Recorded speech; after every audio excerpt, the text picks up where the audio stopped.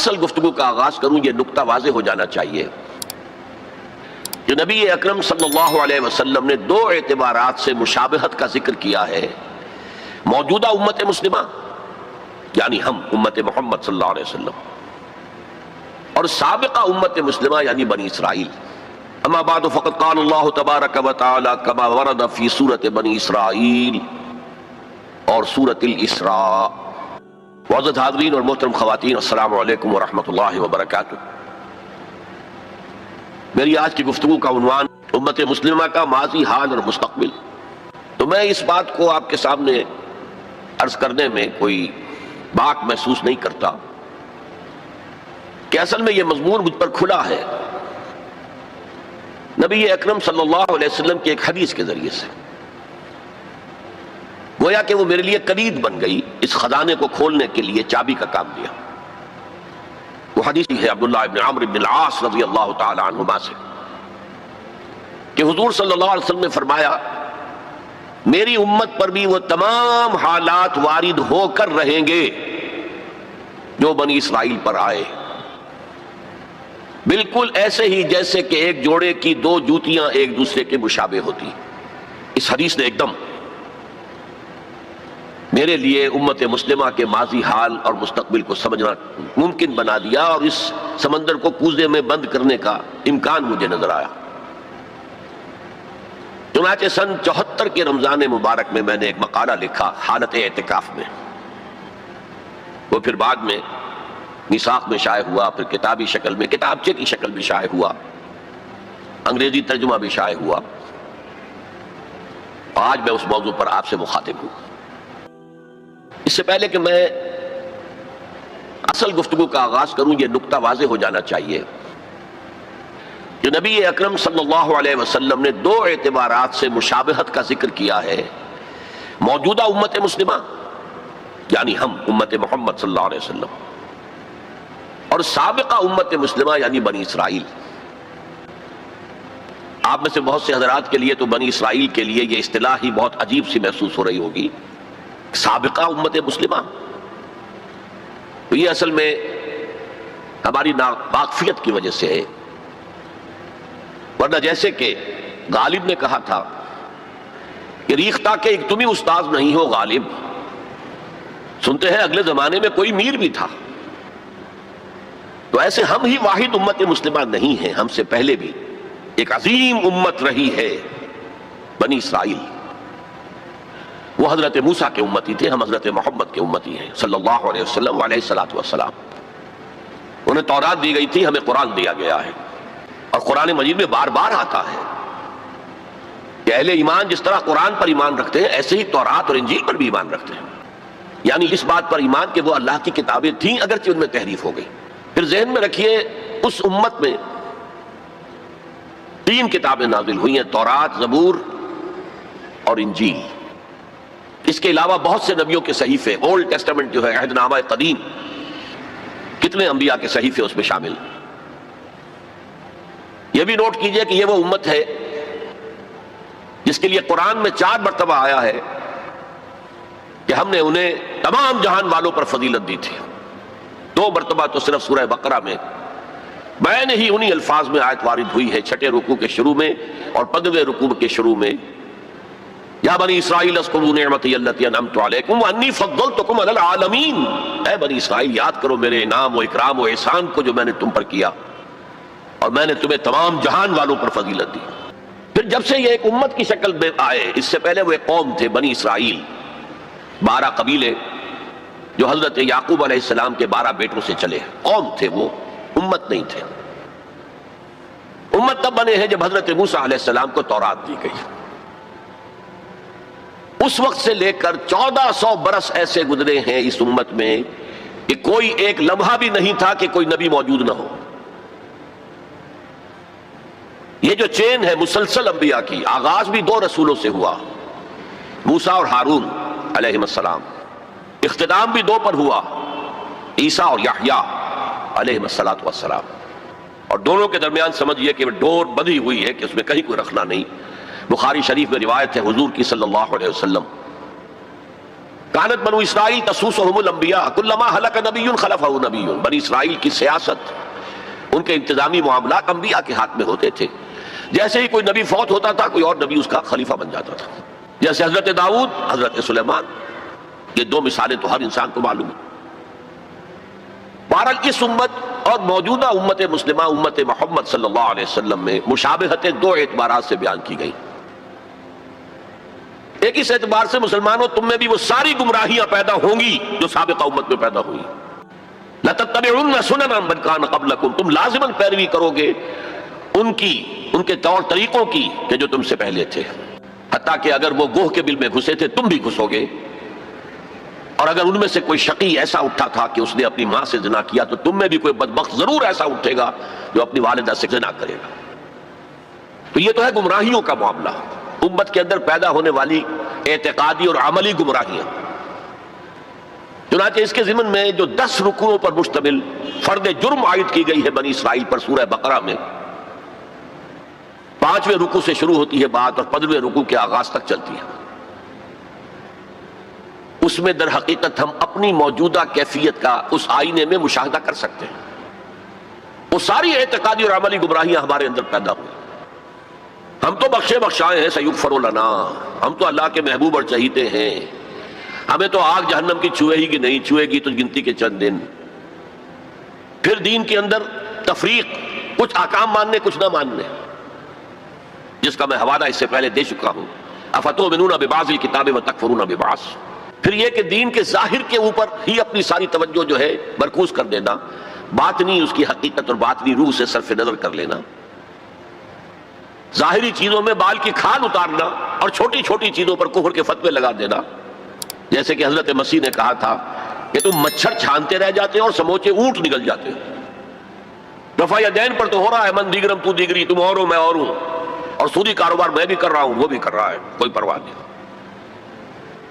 تو ایک پہلو تو یہ ہے، اور وہ بھی ہمارے لیے بہت توجہ طلب ہے کہ ان آیات کو پڑھتے ہوئے ہم اپنا جائزہ لیتے رہیں کہ اصل میں ان آیات میں سورہ بقرہ کے 10 رکوعوں میں اللہ تعالیٰ نے پیش کی ایک آئینہ ہمارے سامنے رکھ دیا کہ اس اعتبار سے تمہارے اندر بھی گمراہیاں پیدا ہو کر رہیں گی، تاکہ جن کو بھی اللہ توفیق دے وہ اس آئینے میں اپنی تصویر دیکھ کر اپنی اصلاح کی طرف متوجہ ہو جائیں.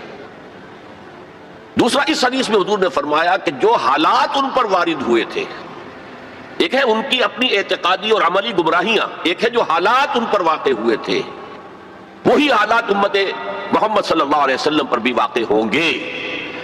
اور اس ضمن میں جو آپ نے تشبیہ دی ہے اس سے زیادہ فصاحت و بلاغت پر مبنی تمثیل یا تشبیہ ممکن نہیں. جیسے ایک جوتی کے 2 جوتے، ایک جوڑے کے 2 جوتے، اگر آپ ان کو زمین پر رکھا ہوا دیکھیں گے تو فرق نظر آئے گا، ایک کا پنجہ یوں ہے ایک کا پنجہ یوں ہے، فرق ہے. ان کے تلوے ملا دیجئے تو بال برابر فرق نہیں. تو ویسے تو ظاہر بات ہے ان دونوں امتوں کی تاریخ میں 2000 سال کا فصل ہے، نصف صدی کا قصہ ہے، 2-4 برس کی بات نہیں.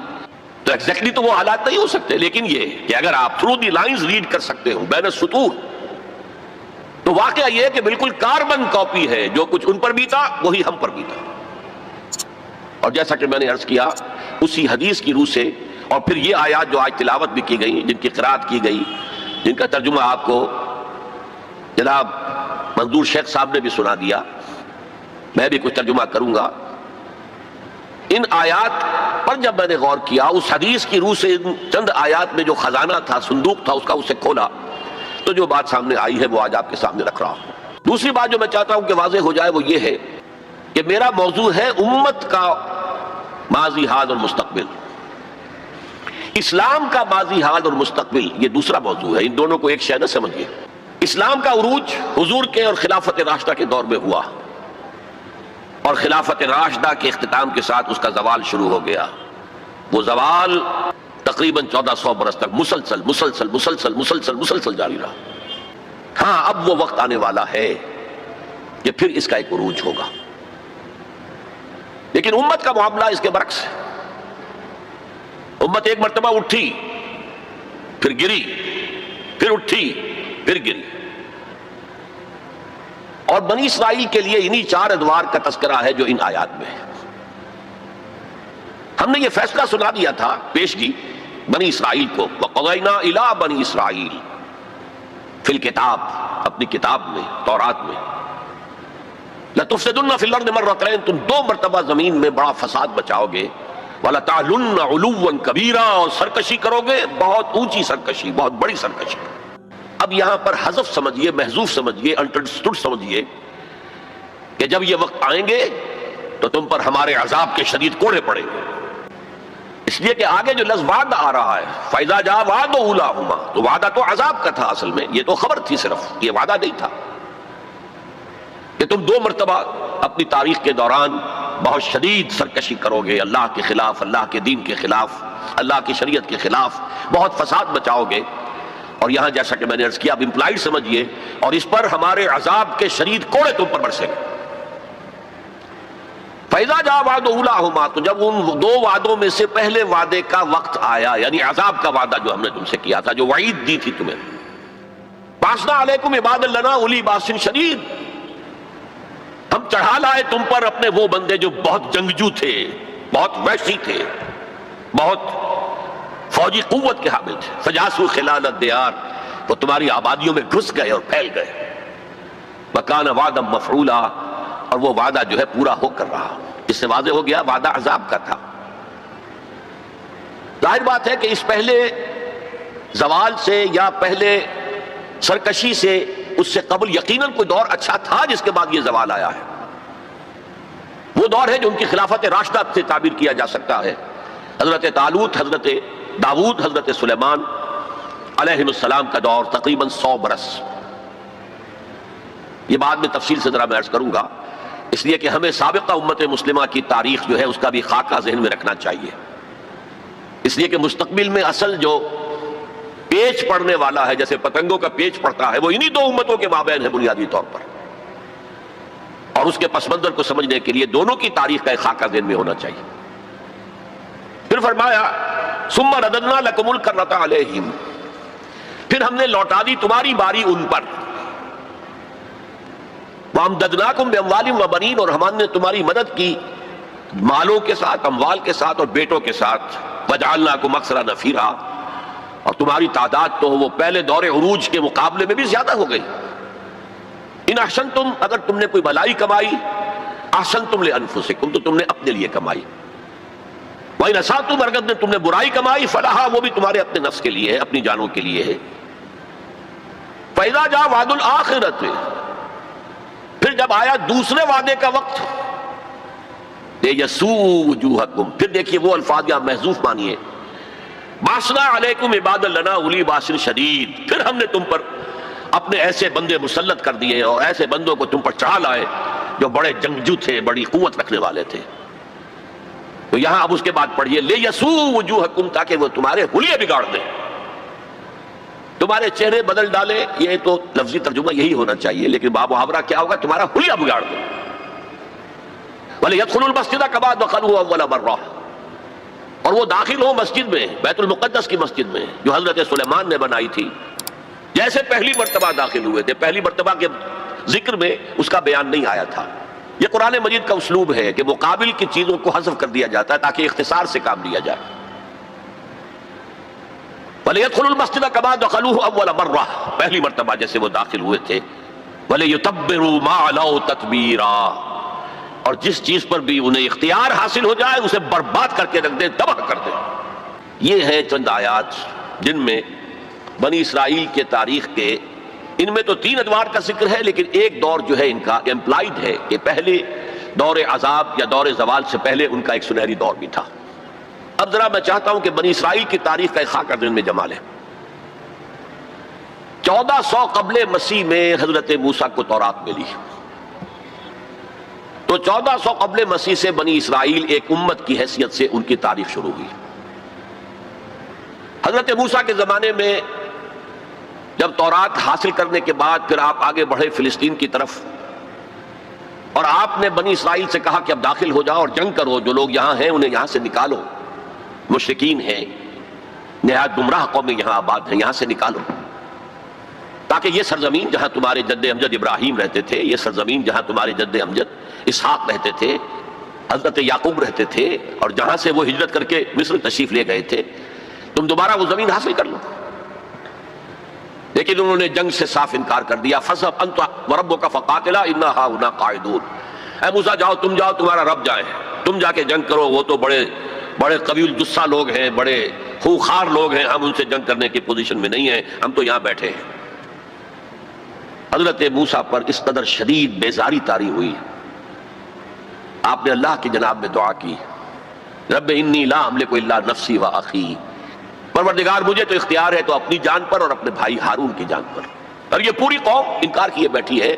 6 لاکھ میں سے صرف 2 افراد نکلے تھے، یوشع ابن نون جو بعد میں جانشین ہوئے حضرت موسیٰ کے اور نبی تھے، جوشوا کہتے ہیں بائبل میں انہیں، اور کالب بن یفنہ، یہ دو رسول، 2 ان کے یہ امتی، 4 آدمی. ظاہر بات ہے کہ وہ کیسے جنگ کرتے.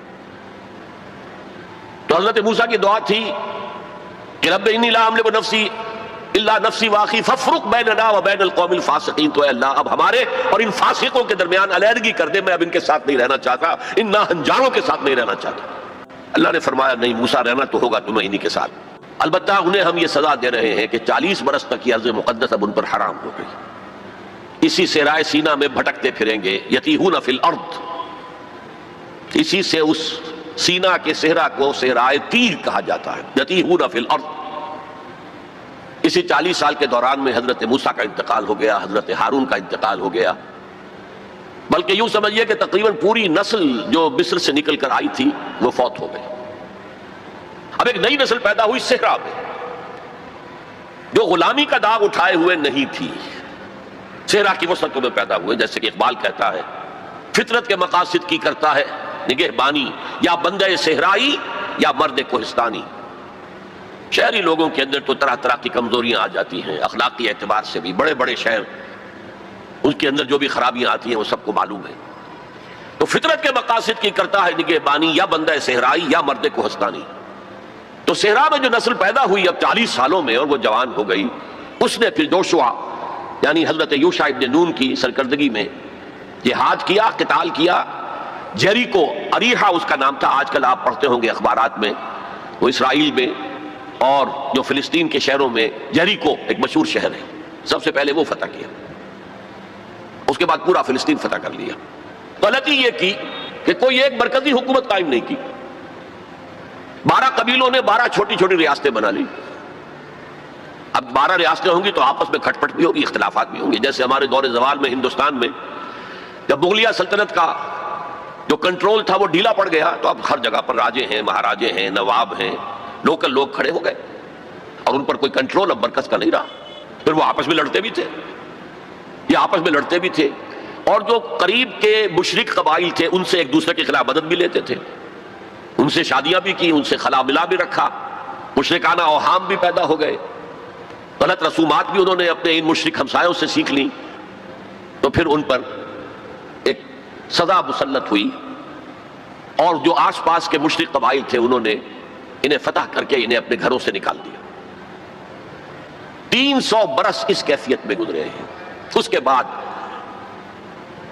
جب ان کا حال یہ ہو گیا کہ اپنے گھروں سے نکال دیے گئے، ان کے بیٹوں کو روک لیا گیا غلام بنانے کے لیے، تو پھر انہوں نے وقت کے نبی سے کہا کہ ہمارے لیے ایک بادشاہ آپ معین کر دیں، سپہ سالار معین کر دیں کہ ہم اس کی قیادت میں قتال کریں. وہ واقعہ قرآن مجید میں سورہ بقرہ میں تفصیل سے ہے، میں اس کی تفصیل میں نہیں جانا چاہتا. بہرحال اس کے نتیجے میں حضرت طالوت، پھر حضرت داؤد، پھر حضرت سلیمان، یہ 100 برس ہیں جن میں ان کو کہنا چاہیے کہ ان کا پہلا سنہری دور، جسے میں کہہ رہا ہوں ان کی خلافت راشدہ. یعنی فرق نوٹ کیجئے، ہماری خلافت راشدہ دور نبوت سے متصل ہے، کوئی فصل نہیں ہے اس کے مابین، لیکن ان کی خلافت راشدہ میں 300 برس کا فصل ہے. دور نبوت حضرت موسیٰ علیہ السلام کا 300 سے بھی تقریباً 350 برس وہ بھی شمار کر لیجئے جو صحرائے تیہ میں بھٹکتے ہوئے گزرے. بہرحال یہ 100 سال ان کے بڑے شاندار تھے. حضرت داؤد کی حکومت اور حضرت سلیمان کی حکومت تو اس اعتبار سے پوری انسانی تاریخ میں یونیک ہے کہ ہوا پر بھی انہیں کنٹرول دے دیا گیا، جنات ان کے تسلط میں آ گئے، اور پرندوں اور جانوروں کی بولیاں بھی ان کو سکھا دی گئیں. اس قسم کی حکومت تو اللہ نے کسی اور کو کبھی دی ہی نہیں. لیکن پھر اب ان کا دور زوال شروع ہوا. حضرت سلیمان کے 2 بیٹوں کے درمیان سلطنت تقسیم ہو گئی. شمالی اسرائیل چھوٹی تھی اور بڑی یہودا 2 حصوں میں تقسیم ہو گئی، اور ان میں سوال آیا اخلاقی، مذہبی، اعتقادی، عملی. دنیا پرستی، دولت پرستی، مشرکانہ اوہام، غلط رسوم، اس کے نتیجے میں پھر اللہ کے عذاب کا پہلا کوڑا جو ہے، بڑا کوڑا، وہ پڑا، اور وہ 2 حصوں میں آیا، نوٹ کر لیجئے۔ پہلے اشوریوں نے، سیریا کے رہنے والے اشوریوں نے حملہ کیا اور شمالی سلطنت اسرائیل کو تہس نہس کر دیا، ختم کر دیا۔ یہ ہوا ہے تقریباً 700 قبل مسیح۔ خلافت راشدہ ان کی ہے 1000 قبل مسیح سے لے کے 900 قبل مسیح تک، تو گویا کہ اس کے 200 برس کے بعد سلطنت اسرائیل ختم۔ سلطنت یہودا رہی، لیکن اس میں بھی وہ زوال جاری رہا۔ تو تقریباً 125 سال کے بعد نیبوکڈنیزر کا جو حملہ آیا ہے، king of Babylonia, the Chaldean emperor, یہ علاقہ کلدانیہ کہلاتا ہے، اور یہی تو حضرت ابراہیم کا مولد ہے، جہاں ان کی ولادت ہوئی ہے، شہر ار، وہ اسی عراق میں ہے۔ عراق کا پرانا نام جو ہے وہ بیبیلونیا ہے، بابل۔ نیبوکڈنیزر نے جو حملہ کیا ہے، 6 لاکھ یہودی اپنی جگہ پر قتل کیے، اور 6 لاکھ کو قیدی بنا کر لے گیا، بھیڑ و بکریوں کی طرح، جیسے ریوڑ ہانک کے لے جائے جاتے ہیں، لے جائے گئے۔ 6 لاکھ بیبیلونیا لے گیا، وہاں انہیں قید کے اندر رکھا۔ یہ ان کا پہلا بہت ہی بڑا جو ہے اللہ کے عذاب کا دور تھا۔ اس میں اس نے یروشلم کی اینٹ سے اینٹ بجا دی، کوئی ایک انسان وہاں زندہ باقی نہیں رہنے دیا، اور حضرت سلیمان کی بنائی ہوئی مسجد کو اس نے مسمار کر دیا، اور اس میں 2 اینٹیں بھی سلامت نہیں رہی۔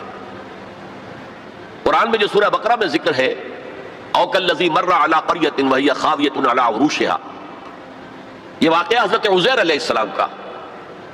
وہ جب آئے، انہوں نے دیکھا یہ یروشلم کا یہ حال ہو گیا ہے، تو انہوں نے وہ الفاظ کہے، انا یحیی ہذہ اللہ بعد موتہا، یہ شہر جو اس طرح مر گیا، ختم ہو گیا، ایک متنفس زندہ نہیں، 2 اینٹیں سلامت نہیں، اللہ کیسے اس شہر کو دوبارہ آباد کرے گا؟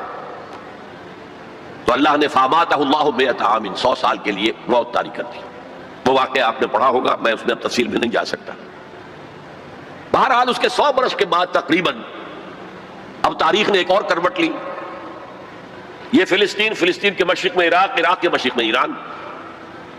ایران میں ایک زبردست شہنشاہ جو ہے وہ سامنے آیا، کیخورس یا سائرس، جسے ذوالقرنین بھی کہتے، 2 سینگوں والا، اس لیے کہ اس نے 2 ملکوں کو جوڑ کر ایک سلطنت بنائی تھی، پارس اور مادہ، ان دونوں کو جوڑ کر ایک سلطنت بنائی، عظیم ایرانی سلطنت، جس کا 2500 سالہ جشن منایا تھا وہ جو شہنشاہ ایران تھا، جو خواب دیکھ رہا تھا اسی اپنے دور کو واپس لانے کا۔ سائرس جو ہے اس نے حملہ کیا بیبیلونیا پر، اور ان کی حکومت ختم کی۔ نیبوکڈنیزر کے جو بھی وہاں اس وقت وارث تھے، اور یہودیوں کو اجازت دے دی کہ اب تم جاؤ، جا سکتے ہو، جا کر اپنا معبد بھی دوبارہ تعمیر کر سکتے ہو۔ اس نے مدد بھی کی، اس کے جانشینوں نے بھی مدد کی، ساز و سامان بھی جاؤ بناؤ، اور اپنی سلطنت میں دوبارہ آباد ہو جاؤ۔ اس وقت حضرت عزیر علیہ السلام کی دعوت توبہ، توبہ کی طرح، توبہ کرو، توبہ کرو، توبہ کرو، ریپینٹ، ریپینٹ، ریپینٹ، اصلاح کرو اپنے اعمال کی، اپنے عقائد کی۔ اور یہ دعوت مفید ہوئی، اور ایک رینائسنس ہو گیا، احیاء ہو گیا بنی اسرائیل کے اندر، مذہبی، روحانی، اخلاقی اعتبار سے ایک احیاء ہو گیا۔ چنانچہ اللہ تعالیٰ نے اب ان کی مدد کی، ان کو مال بھی دیے، ان کو اولاد بھی دی، ان کی تعداد بھی بہت بڑھ گئی، اور اب پھر ایک 100 سالہ ان کا دور آیا ہے جو بہت عظمت کا ہے۔ ثم رددنا لكم الكرة عليهم وامددناكم باموال وبنين وجعلناكم اكثر نفيرا۔ اس کو کہتے ہیں تاریخ میں مکابی امپائر۔ زمینی رقبے کے اعتبار سے یہ حضرت سلیمان کی سلطنت سے بھی بڑی تھی، اگرچہ میں ذکر کر چکا ہوں حضرت سلیمان کی حکومت کا کچھ اور ہی معاملہ تھا، وہ تو کسی اور کا ہوا ہی نہیں، لیکن زمینی رقبہ مکابی سلطنت کا حضرت سلیمان کی سلطنت سے بھی بڑا تھا۔ لیکن اس کے بعد پھر وہی ہوا، پھر وہی زوال، پھر اسی طریقے سے مشرکانہ اوہام عقائد کے اندر گھس گئے، بدعات، رسومات نئی سے نئی، اپنے آس پاس کے اڑوس پڑوس کے لوگوں سے چیزیں سیکھ سیکھ کر اپنے اندر داخل کرنا، دنیا پرستی، شہوت پرستی، پھر ان کے اوپر عذاب کے کوڑے برسے۔ یہ ہے وَإِذَا جَاءَ وَعْدُ الْآخِرَةِ بَعَثْنَا عَلَيْكُمْ عِبَادًا لَنَا أُولِي بَأْسٍ شَدِيدٍ لِيَسُوءُوا وُجُوهَكُمْ وَلِيَدْخُلُوا الْمَسْجِدَ كَمَا دَخَلُوهُ أَوَّلَ مَرَّةٍ۔ یہ مکابی سلطنت کے دور میں وہ ہیکل سلیمانی یا مسجد اقصی حضرت سلیمان کی دوبارہ تعمیر کر دی گئی تھی، اسے وہ کہتے ہیں سیکنڈ ٹیمپل۔ لیکن ان پر اب جو آئے کوڑے وہ یورپ سے آئے۔ پہلے گریکس آئے، Alexander the great and Seleucus, ان کی حکومت ان پر قائم رہی، انہوں نے روندا پاؤں تلے۔ پھر رومنز آ گئے، رومن نے فتح کیا علاقہ. انہوں نے اس طرح کا نظام قائم کیا، براہ راست حکومت اپنی نہیں رکھی جیسے ہمارے ہاں ہوتا تھا انگریز کے دور میں، راجواڑے اور نوابوں کا علاقہ. نواب بیٹھے ہوئے لیکن اوپر ریزیڈنٹ ایک بیٹھا ہوا ہے، اصل پالیسی اس کے ہاتھ میں ہوتی تھی. اصل میں تو انگریز کی حکومت تھی لیکن دکھاوے کے لیے راجہ مہاراجہ اور نواب تھے. اس طرح وہ یہودی حکومت انہوں نے قائم رکھی وہاں، لیکن اصل طاقت اپنے ہاتھ میں رکھی. تو کچھ یہودی بار بار بغاوتیں کرتے رہے، وہ چاہتے تھے کہ رومن سے ہم خلاصی حاصل کریں، اور ان کو دبایا بھی جاتا رہا. اسی دور میں حضرت مسیح کی ولادت ہوئی، اسی دور میں پھر انہوں نے اپنی دعوت پیش کی، اسی دور میں پھر ان کے بڑے بڑے جو صوفیاء تھے، فقہاء تھے، مفتی حضرات تھے، انہوں نے حضرت مسیح کو کافر اور مرتد واجب القتل قرار دیا اور اپنے بس پڑتے انہیں سولی پر چڑھوا کے دم لیا. اگرچہ اللہ نے جو کچھ کیا وہ بالکل مختلف ہے، انہیں سولی پر چڑھنے ہی نہیں دیا. ولیکن شبہ لہم، ایک اور شخص کی شباہت بنا دی گئی حضرت عیسیٰ کی سی، اور وہ ہے جو سولی چڑھا اور گرفتار ہوا. اور انجیل برنباس سے معلوم ہوتا ہے، ہمارے پاس اس کا کوئی سورس نہیں تھی، ہمارے کسی مفسر نے کسی محدث نے حضور سے بھی نقل نہیں کیا، لہذا ہمیں یہ تو معلوم تھا، یہ تو ہمارا عقیدہ ہے کہ حضرت مسیح سولی نہیں چڑھے، وہ قتل نہیں ہوئے. ما قتلوہ وما صلبوہ ولکن شبہ لہم، لیکن کیسے شبہ کیا، کس کو مشابہ بنایا، کون سولی چڑھا، ہمیں معلوم نہیں تھا. یہ تو پوپ کی لائبریری سے نکلی ہے انجیل برنباس، ایونجیلیم برنابے، اس نے واضح کیا ہے کہ جس حواری نے دھوکہ دیا تھا یا غداری کی تھی، اسی کی شکل اللہ نے حضرت عیسیٰ کی سی بنا دی. اور حضرت عیسیٰ کو جب وہ سپاہی پکڑنے کے لیے آئے تو جس کوٹھڑی میں وہ بیٹھے ہوئے تھے، باغ کے اندر وہ پوش تھے، اس کی چھت پھٹی، 4 فرشتے نازل ہوئے اور حضرت عیسیٰ کو لے گئے، اور اس شخص کی شکل حضرت عیسیٰ کی بنا دی گئی. وہ پکڑا گیا اور وہ سولی چڑھا، واللہ اعلم. لیکن یہ قرین قیاس ہے بہت. بہرحال اس کے بعد بھی ان کا زوال باقی رہا، انہوں نے حضرت عیسیٰ کو تو رد کر دیا، انہیں ولد الزنا قرار دیا، حضرت مریم پر تہمت لگائی، بہتان عظیمہ قرآن کہتا ہے، مریم پر بہتان عظیم. اس کے بعد سن 70 عیسوی میں، یعنی حضرت مسیح کے رفع سماوی کے تقریباً 40 برس بعد، پھر ان زیلوٹس نے، یہ جو بار بار بغاوت کرتے تھے یہودیوں میں سے، انہیں زیلوٹس کہا جاتا ہے، بڑے جوشیلے لوگ، انہوں نے ایک بڑی بغاوت کی. تو ایک جو جرنیل تھا رومن، ٹائٹس، تیتوس کہتے ہیں اسے عربی میں، تیتوس، توئے یہ توئے واو سین، ٹائٹس، اس نے پھر جو کرش کیا ہے اس ریبیلین کو، 1,33,000 یہودی ایک دن میں قتل کیا. Second temple again razed to the ground, کوئی اس کی ایک اینٹ بھی سلامت نہیں رہی، سوائے وہ ایک دیوار اس کی جو ہے باقی رہ گئی ہے، جسے یہ ویلنگ وال کہتے ہیں، اور وہاں جاتے ہیں اور ماتم کرتے ہیں اور روتے ہیں اور تورات پڑھتے ہیں، صرف وہ رہ گیا، باقی کچھ نہیں رہا. اور انہیں حکم دے دیا نکل جاؤ یہاں سے، فلسطین سے دفع ہو جاؤ، جہاں سینگ سمائے چلے جاؤ. یورپ میں چلے گئے، ایشیا کے ممالک میں چلے گئے، افریقہ کے ممالک میں چلے گئے، ایران میں آ گئے، ترکی میں آ گئے وغیرہ. یہاں سے ان کا ڈایاسپورا شروع ہوا کہ یہ اپنے وطن سے باہر نکال دیے گئے. ڈایاسپورا، دور انتشار. یہ دور انتشار ان کا جاری رہا جاری رہا جاری رہا جاری رہا جاری رہا تقریباً 1900 برس تک یا 1850 برس تک. اس کے بعد ان کے اندر زائنسٹ موومنٹ کھڑی ہوئی جو سیکولر تھی، ان کا مذہب سے کوئی تعلق نہیں تھا، بیشتر بینکرز تھے.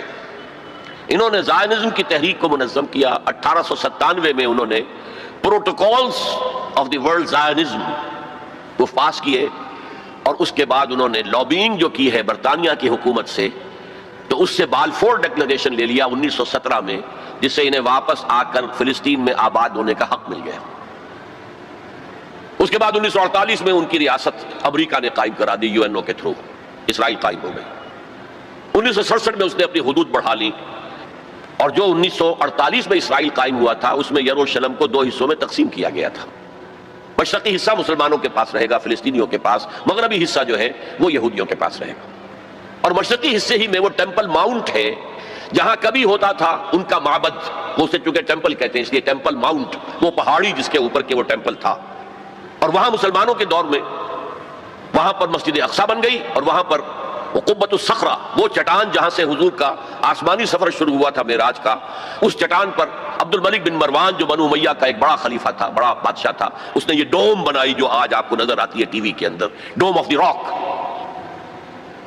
اب جو ان کا پروگرام ہے وہ میں پھر بعد میں عرض کروں گا مستقبل کے حوالے سے، لیکن یہ نوٹ کر لیجئے کہ اسی ڈایاسپورا کے دوران، ڈایاسپورا تو شروع ہو گیا سن 70 عیسوی میں، اس کے پورے 500 برس بعد ولادت ہوئی ہے حضور کی صلی اللہ علیہ وسلم.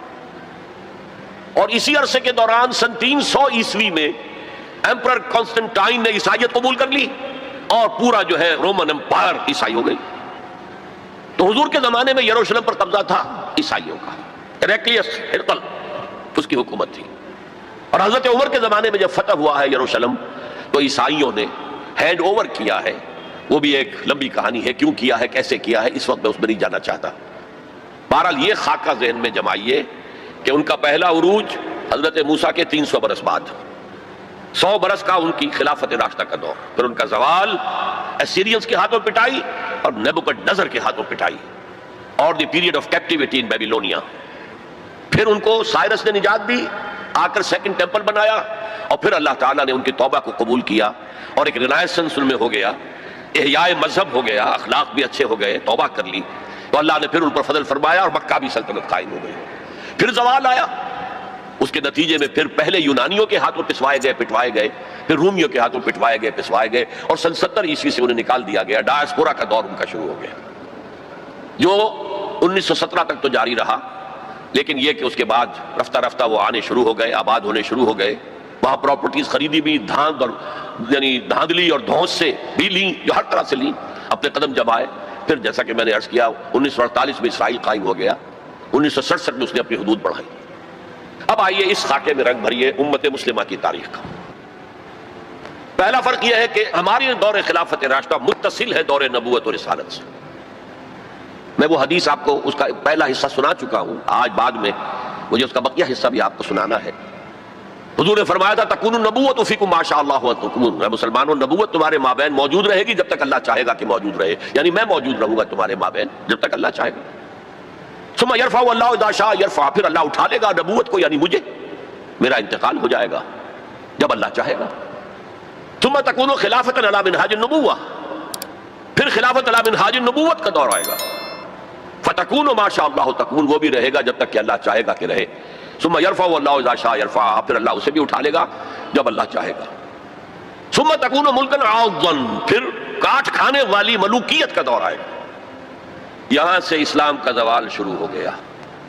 دور نبوت، دور خلافت راشدہ، مکمل اسلام، کامل اسلام، علی منہاج النبوۃ خلافت، نبوت کے ہیں نقش قدم پر خلافت. یہ تھا ہمارا جو اصل ہماری معراج تھی امت مسلمہ کی. لیکن اب کیا ہوا؟ اسلام کا زوال، جیسے کہ حضور نے فرمایا تھا بدأ الاسلام غریبا وسیعود کما بدأ فطوبی للغرباء. اسلام کا آغاز ہوا تھا کہ وہ اجنبی سی شے تھی، کوئی اس کا پہچاننے والا جاننے والا تھا ہی نہیں. پھر گویا کہ اس میں انڈرسٹوڈ ہے، پھر اسلام کا غلبے کا دور آ گیا. لیکن ان قریب اسلام پھر غریب ہو جائے گا، سیعود، ان قریب لوٹ جائے گا اسلام حالت غربت میں. فطوبی للغرباء، تو مبارکباد ہے ان لوگوں کے لیے جو اسلام کے غریب اور اجنبی ہونے کے دور میں خود اجنبی ہو جائیں لیکن اسلام کا دامن ہاتھ سے نہ چھوڑیں. لوگ کہیں یہ دقیانوسی ہیں، یہ ملاٹے ہیں، یہ فلاں ہیں، یہ فلاں ہیں، نجات پسند ہیں، فینیٹکس ہیں، جو بھی کہیں سنیں، لیکن یہ ہے کہ اسلام کے دامن سے چمٹے رہیں. فطوبی للغرباء. تو اسلام کا تو میں پہلے بھی بتا چکا، آپ دوبارہ نوٹ کر لیجئے. خلافت راشدہ کے اختتام سے زوال شروع ہوا اور وہ جاری رہا درجہ بدرجہ. اس کو سمجھانے کے لیے ایک تمثیل ہے. شاہ اسماعیل رحمۃ اللہ علیہ نے شہید کہا ہے کہ اسلامی نظام کے گویا کہ 6 منزلہ عبارت تھے.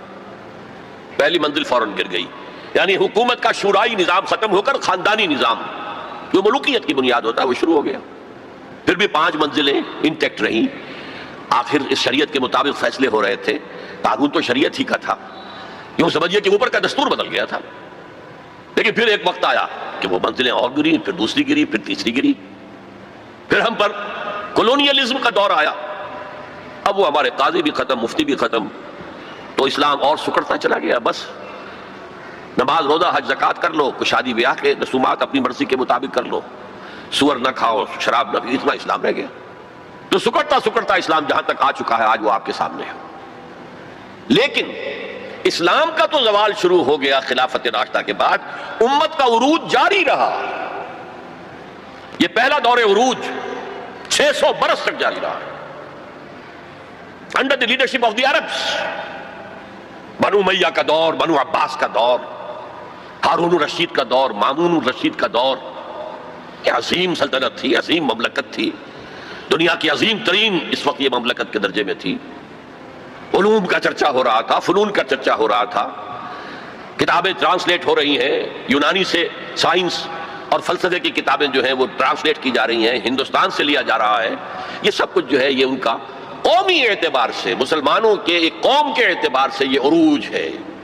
دور بنو عباس تقریباً 600 برس کا ہے یا 500 برس کا، ان میں سے 200-250 برس ان کے بڑے عروج کے، پوری مملکت ایک تھی، کنٹرول ایک تھا۔ پھر جیسے ہمارے ہاں سلطنت مغلیہ کہنے کو تو 1857 تک رہی ہے، ظاہر بات ہے کہ وہ اصل جو دور تھا وہ اورنگزیب عالمگیر پر ختم ہو گیا تھا۔ اس کے بعد تو کھنڈر بتا رہے ہیں عمارت عظیم تھی، عمارت کو گرتے گرتے وقت لگتا ہے۔ اسی طرح اس کے بعد اس وقت پھر جب اور ان کے ہاں عیاشیاں شروع ہو گئیں، کوہ قاف کا سارا حسن نسوانی لا کر محلوں میں، ہزاروں کی تعداد میں کنیزیں ہیں، ناو نوش ہے، رقص و سرود ہے، کیا نہیں تھا جو ہوا ہے۔ زوال عوام کے اندر بدعات، رسومات، یہ ساری چیزیں ہوئی تو اللہ کے عذاب کے اب کوڑا پڑا، پہلا کوڑا، زبردست کوڑا۔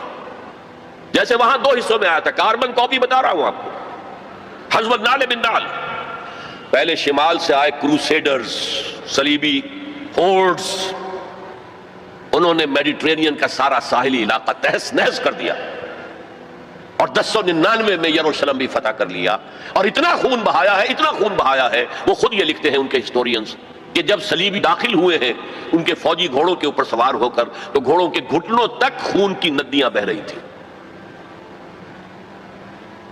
اس کے بعد 88 برس تک یہ یروشلم عیسائیوں کے قبضے میں رہا، 88 لانگ ایئرز۔ کھویا عربوں نے، واپس لینے کی سکت عربوں میں نہیں تھی، عیاشیوں کی وجہ سے وہ کمزور ہو چکے تھے، کھوکھلے ہو چکے تھے۔ واپس لینے والا کرد تھا، کرد خون، صلاح الدین ایوبی رحمت اللہ علیہ۔ یہ ہوا 1187 عیسوی میں، 1099 میں قبضہ ہوا، 1187 عیسوی میں واپس لیا، 88 برس تک وہ کروسیڈرز کے قبضے میں رہا۔ اور اس کے بعد جیسے نبوکڈ نظر آیا تھا مشرق سے، عراق فلسطین کے مشرق میں ہے، تو ہم پر جو طوفان آیا ہے، جو مسلمانوں پر اس وقت عذاب الہی آیا ہے، وہ تاتاریوں کے ہاتھوں، کروڑوں مسلمان قتل ہوئے، لاکھوں کی بات نہیں ہے۔ بنی اسرائیل کی امت چھوٹی سی امت تھی، یہ امت بہت وسیع تھی، اگر ان کے لاکھوں قتل ہوئے تھے تو ان کے تو کروڑوں ہوئے۔ خارزم شاہ کی عظیم مملکت، سینٹرل ایشیا کی عظیم ترین سلطنت جو قائم ہوئی ہے تاریخ میں، ختم، تہس نہس۔ ایسا بھی کیا ہے تاتاری وحشیوں نے کہ ایک آبادی کے تمام انسانوں کو قتل کرنے کے بعد ان کے صرف سر علیحدہ کیے، سریاں، ان کو جمع کر کے ایک پہاڑی کی شکل بنائی، اس پہاڑی پر تخت جما کر ایک وحشی تاتاری سردار نے بیٹھ کر شراب پی۔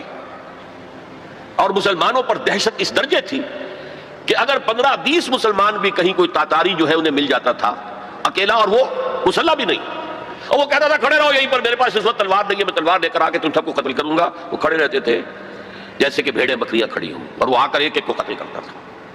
ضربت علیہم الذلۃ والمسکنۃ وباؤوا بغضب من اللہ۔ یہ دور انتہائی تاریک دور تھا ہمارا، انتہائی تاریک دور تھا۔ عالم اسلام کا نقشہ وہی تھا جو حضرت عزیر نے جب دیکھا تھا یروشلم کو تو کہا تھا انا یحیی ھذہ اللہ بعد موتها۔ اسی طرح سے عالم اسلام میں کوئی امید دور دور تک نظر نہیں آ رہی تھی کہ اس کا کوئی احیاء ہو سکے گا، لیکن پھر احیاء ہوا، دوسرا دور آیا، لیکن ایک فرق کے ساتھ۔ سابقہ امت جو تھی بنی اسرائیل، وہ ایک نسل پر مشتمل تھی، ایک قوم، اس کا احیاء بھی اسی کے اندر ہوا ہے۔ امت محمد ملٹی نیشنل امت تھی، عرب اس کا نیوکلیس تھے، کوئی شک نہیں، اب بھی نیوکلیس ہیں، لیکن جیسے کہ ایٹم کے مرکز میں تو نیوکلیس ہوتا ہے جس میں پروٹونز ہوتے ہیں، پازیٹیو چارج ہوتا ہے، پھر چاروں طرف اس کے الیکٹرانز گھوم رہے ہوتے ہیں، تو اسی طرح ان امیین کے گرد ایرانی آ گئے، شامی آ گئے، رومی آ گئے، تبتی آ گئے، بربر آ گئے، ہندی آ گئے، ترک آ گئے، یہ سب الیکٹرانز کی طرح ہے۔ لہذا اب جو احیاء ہوا ہے امت کا، وہ غیر عرب معزول کر دیے گئے۔ 1258 میں خارزم شاہ کی سلطنت کو تہس نہس کر کے، افغانستان کے اکثر حصے کو برباد کر کے، تہوبالا کر کے، پھر ایران کی سلطنت کو تہس نہس کر کے، اور عراق کے مشرقی پورے نصف حصے کو ختم کر کے 1258 عیسوی میں انہوں نے بغداد فتح کیا ہے۔ اور آخری خلیفہ بنو عباس کا مستعصم باللہ، اس کو محل سے نکالا ہے، ایک جانور کی کھال میں لپیٹ کر گلی میں ڈال دیا اور گھوڑے دوڑا دیے، کچل دیا، جس پر شیخ سعدی نے کہا تھا آسمان را حق بود گر خون بارد بر زمین بر زوال ملک مستعصم امیر المومنین، امیر المومنین مستعصم باللہ کے زوال پر اگر آسمان خون کی بارش کرے تو اسے حق ہے، آسمان را حق بود گر خون بارد بر زمین، بارش زمین پر آئے خون کی تو وہ حق ہے اسے، بر زوال ملک مستعصم امیر المومنین، خلیفہ مستعصم باللہ امیر المومنین کے اس انجام پر۔ اب نوٹ کیجئے جیسے وہاں پر پھر رینائسنس ہوئی تھی، لیکن میں بتا چکا وہ ہوئی اسی قوم کے اندر، یہاں یہ مجبوری نہیں تھی، ملٹی نیشنل ہے۔ جو احیاء اب ہوا کس کے ہاتھوں ہوا؟ انہی تاتاریوں کے ہاتھوں ہوا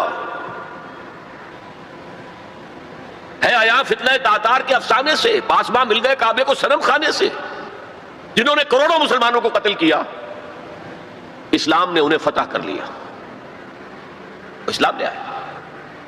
اب جو عالم اسلام کے اندر قوتیں ابھری ہیں، کوئی ایک مرکزی حکومت اس کے بعد نہیں بن سکی، اور عربوں کو اس وقت سے جو ڈپوز کیا گیا، معزول کیا گیا، امت مسلمہ کی قیادت ان سے چھین لی گئی۔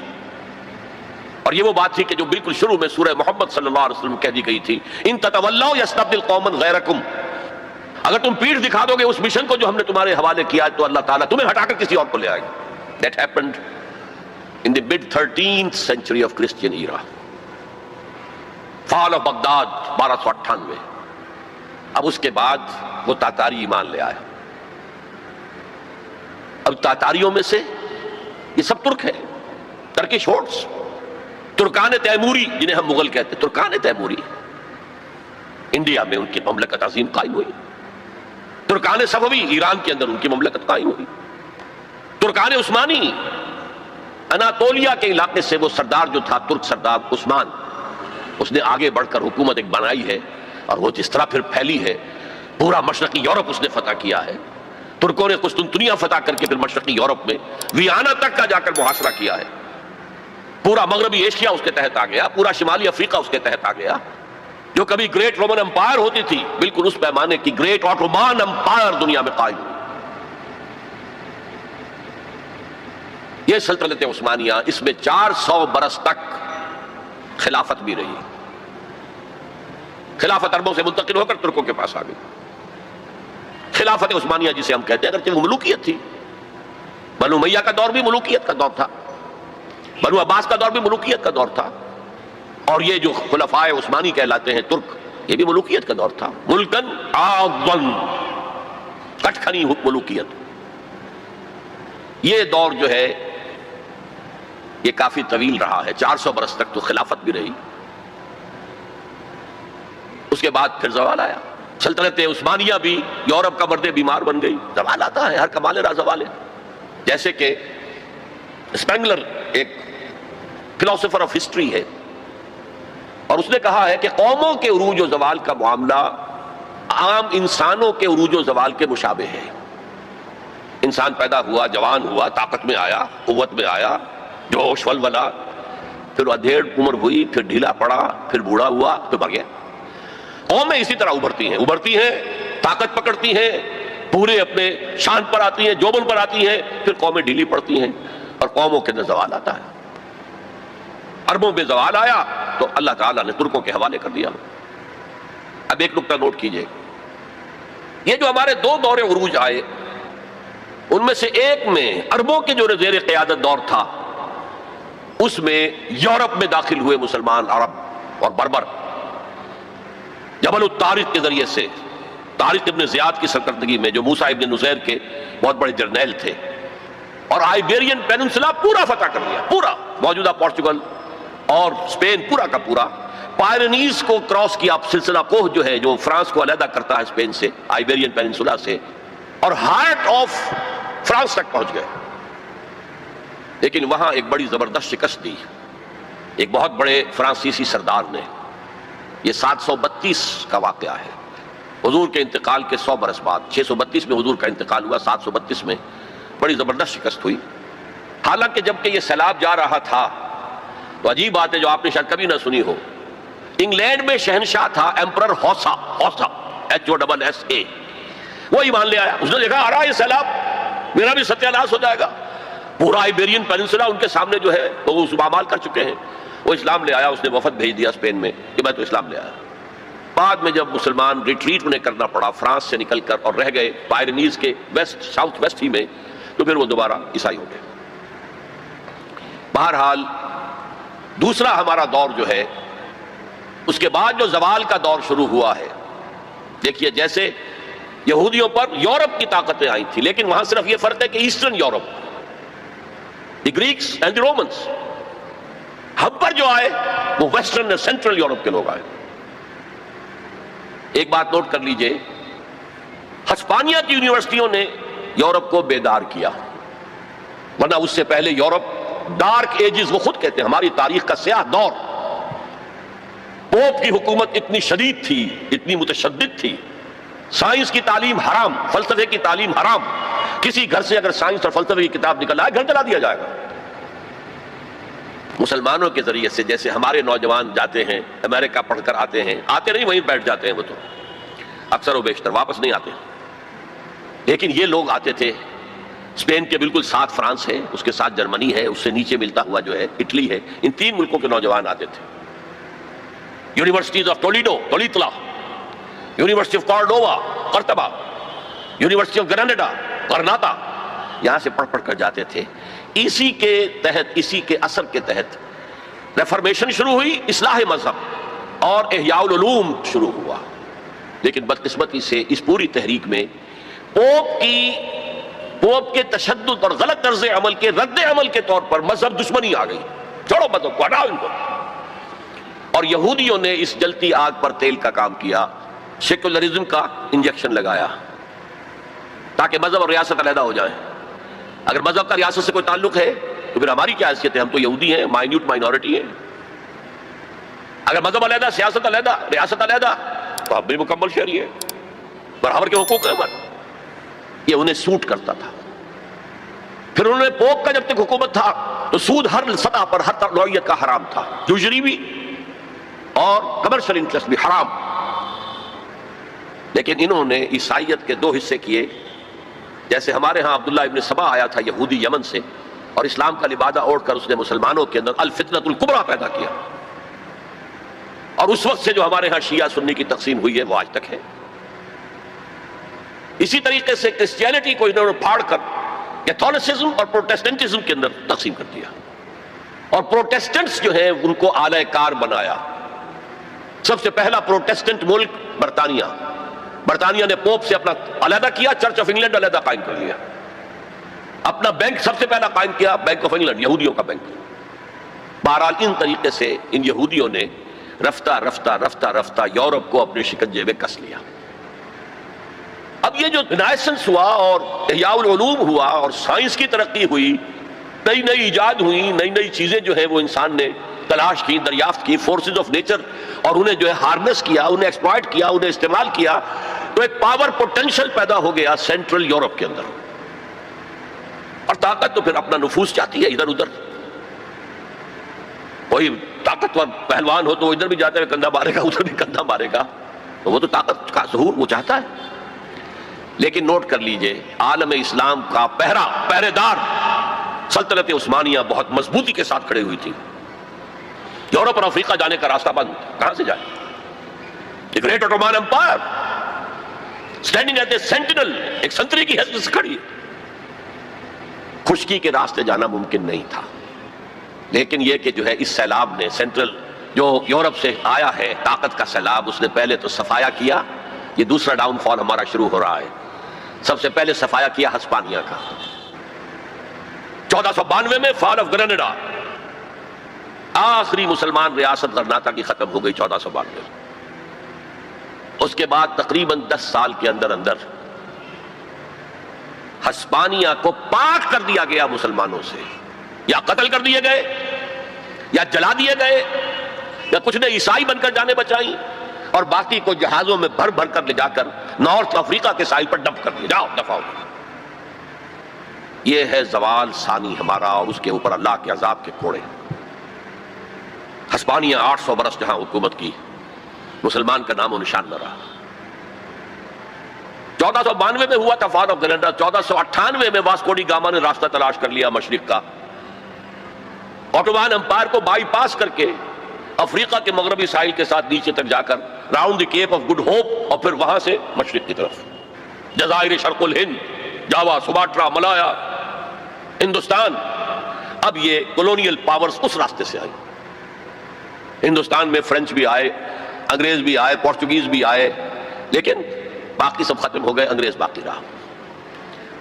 مشرق بعید کے اندر ڈچ رہے، اور پھر یہ رفتہ رفتہ رفتہ رفتہ رفتہ رفتہ یہ پروسیس ہوتا ہوتا بڑھتا بڑھتا 20ویں صدی کے آغاز میں اپنے کلائمیکس کو پہنچ گیا، جب پہلی جنگ عظیم کے بعد سلطنت عثمانیہ ختم، حصے بکھرے، بلکانائزیشن جسے کہتے ہیں، بلقان کی ریاست میں یہ سب کیا تھی؟ یہ تو ترکوں کی حکومتیں تھیں۔ یہ جو کوسوو میں اور بوسنیا میں جو مسلمان ہیں، یہ کن کی یادگار ہیں؟ باقیات و صالحات کن کی ہیں؟ اسی دور کی، ترکوں کے دور کی۔ لیکن اب سلطنت عثمانیہ بھی ختم۔ عربوں نے انگریزوں کی مدد کی، کرنل لارنس نے عربوں کو آمادہ کیا بغاوت پر، عربوں نے بغاوت کی، انگریزوں کی مدد کی، اور خود ہندوستان سے ہندوستانی فوج گئے انگریز کے تحت، اور انہوں نے جا کر انگریز کی مدد کی۔ جنرل ایلن بی کو قبضہ لے کر دیا یروشلم، اور جنرل ایلن بی نے جا کر ٹھوکر ماری تھی صلاح الدین ایوبی کی قبر کو، سلاڈین وی آر اگین ہیئر۔ یہ ہمارا زوال جو ہے انتہا کو پہنچ گیا پہلی جنگ عظیم کے بعد۔ وعدے کیے گئے تھے عربوں سے تمہیں آزادی دیں گے، لیکن ہوا کیا؟ اس سے بکھرے کر دیے، ٹکڑے کر دیے، یہ تمہارا، یہ میرا، یہ اس کا۔ عراق اور مصر ہمارے، برطانیہ کے، شام فرانس کا، لیبیا اٹلی کا، پھر الجزائر فرانس کا۔ یہ ساری تقسیم، بندر بانٹ، اس حدیث کا نقشہ سامنے آ گیا جو حضور نے ایک دفعہ صحابہ سے کہا، یوشک ان تداعی علیکم الامم، مجھے اندیشہ ہے کہ ایک وقت آئے گا کہ دنیا کی قومیں تم پر ایک دوسرے کو دعوت دیں گی، آئیے آئیے آئیے، یہ نرم کھانا موجود ہے، بہت اچھا نرم گرم، آؤ، میں ادھر سے کھاؤں گا تم ادھر سے کھاؤ۔ جیسے دسترخوان پر کھانا چن کر کوئی خاتون خانہ بلاتی ہے، جناب تشریف لائیے، اس طرح قومیں تم پر ایک دوسرے کو دعوت دیں گی۔ صحابہ گھبرا گئے، اب ان قلت نحن یومئذ یا رسول اللہ، حضور کیا یہ اس وجہ سے ہو جائے گا کہ ہم اس زمانے میں بہت قلیل تعداد میں رہ جائیں گے؟ فرمایا نہیں، بل انتم یومئذ کثیر، تعداد تو تمہاری بہت ہوگی، لیکن تمہاری حیثیت کیا ہوگی؟ کا غصاء السیل، جیسے سیلاب کے اوپر جھاگ ہوتا ہے، ایسے جھاگ بن کر رہ جاؤ گے، تمہاری حیثیت کچھ نہیں ہوگی۔ ولیکن فیکم وہن، ایک بیماری پیدا ہو جائے گی جس کا نام وہن ہے۔ وہم نہیں، وہم کو جانتے ہیں آپ، سپرسٹیشن یا کچھ اور، وہن، واو ہا نون، وہن۔ اب اس مرض کا نام کبھی سنا نہیں تھا، پوچھا من وہن ہو یا رسول اللہ؟ فرمایا حب الدنیا و کراہیت الموت، جب دنیا کی محبت تمہارے دلوں پر قبضہ کر لے گی اور موت سے تمہیں نفرت ہو جائے گی، بجائے اس کے کہ خوش آمدید کہو کہ نشان مرد مومن باتوں گویم جو مر گایا تبسم بر لب اوست، میں تمہیں بتاؤں مرد مومن کی نشانی کیا ہے؟ جب موت کا وقت آتا ہے اس کے ہونٹوں پر مسکراہٹ ہوتی، صورتحال بدل جائے گی، موت سے ڈرو گے، بھاگو گے، فرار کرو گے، اور دنیا کی محبت تمہارے دل میں پلا دی جائے گی۔ وہ حال عالم اسلام کا حصے بکھرے کر کے تقسیم کر دیا گیا۔ میں اسے اسلام کا ماضی قرار دے رہا ہوں۔ 2 عروج 2 زوال، جیسے 2 عروج وہاں تھے 2 زوال تھے۔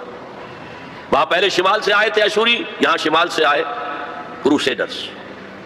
وہاں مشرق سے آیا تھا نبوکڈنیزر، یہاں مشرق سے آئے تاتاری ہورڈز۔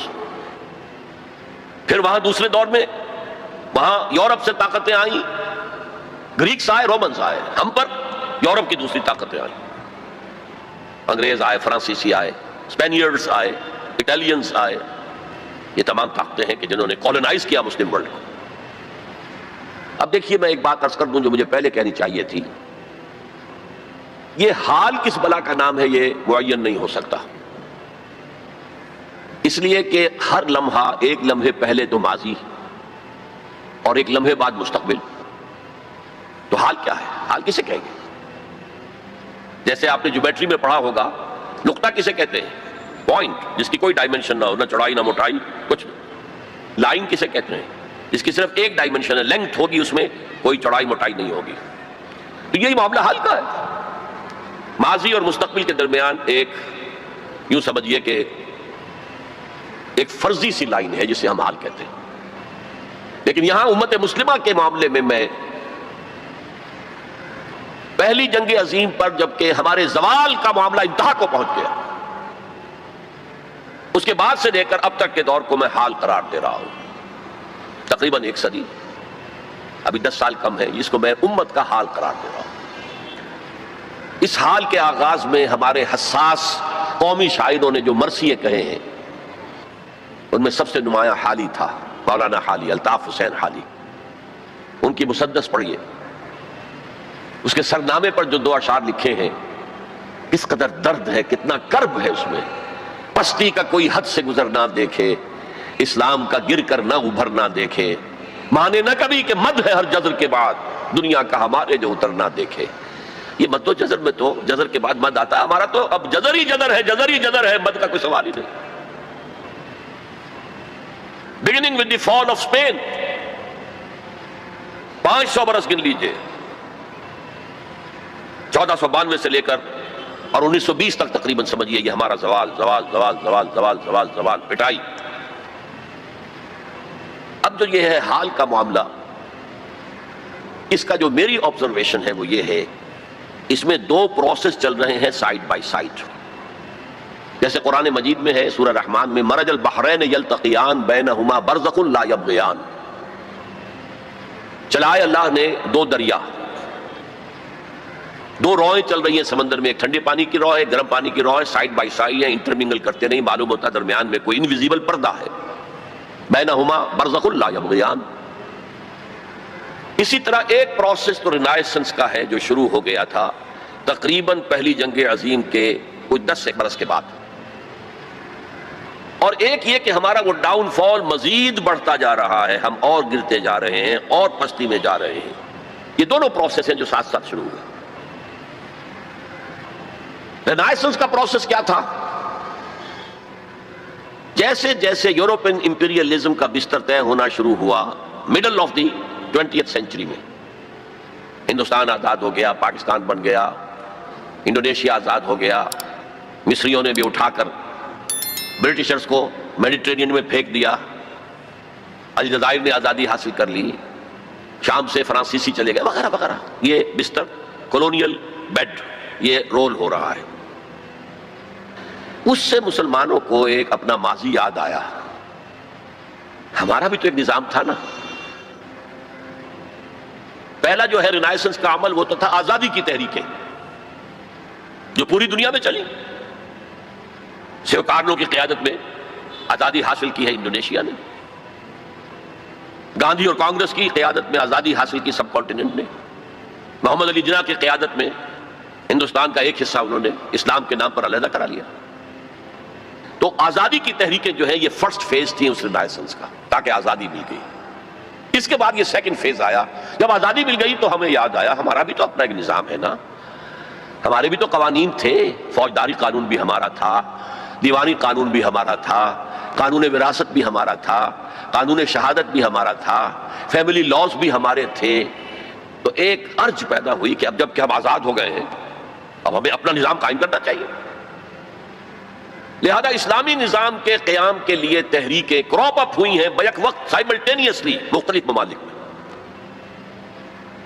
مسجومی party of Indonesia, Jamaat Islami of the Indian subcontinent, فدائین اسلام ان ایران، الاخوان المسلمون ان ایجپٹ، اور ایجپٹ سے شروع ہو کر پورے عرب دنیا کے اندر، عباد الرحمان لبنان میں، سعید نورسی ترکی میں، وغیرہ وغیرہ وغیرہ وغیرہ. یہ تحریکیں ابھری ہیں اور ان کے اندر ایک جذبہ ابھرا ہے اپنے ماضی کی باز یافت، اسلام کو ایک نظام کی حیثیت سے قائم کرنا. انڈین سب کانٹیننٹ میں اسی نعرے کو اپنایا مسلم لیگ نے اور یہ نعرہ تھا جس کی وجہ سے 46 کے الیکشن میں مسلم لیگ کو وہ حیثیت حاصل ہو گئی کہ وہ مسلمانوں کی واحد نمائندہ جماعت قرار پائی، اور پھر بارگین کرنے کا پورا موقع اسے مل گیا۔ لیکن صرف پاکستان کی تحریک کے معاملے میں مذہب کو انووک کیا گیا، باقی کہیں نہیں۔ باقی لوکل نیشنلزم کھڑا ہوا ہے، عرب نیشنلزم، اس کے حوالے سے عربوں نے آزادیاں حاصل کی ہیں۔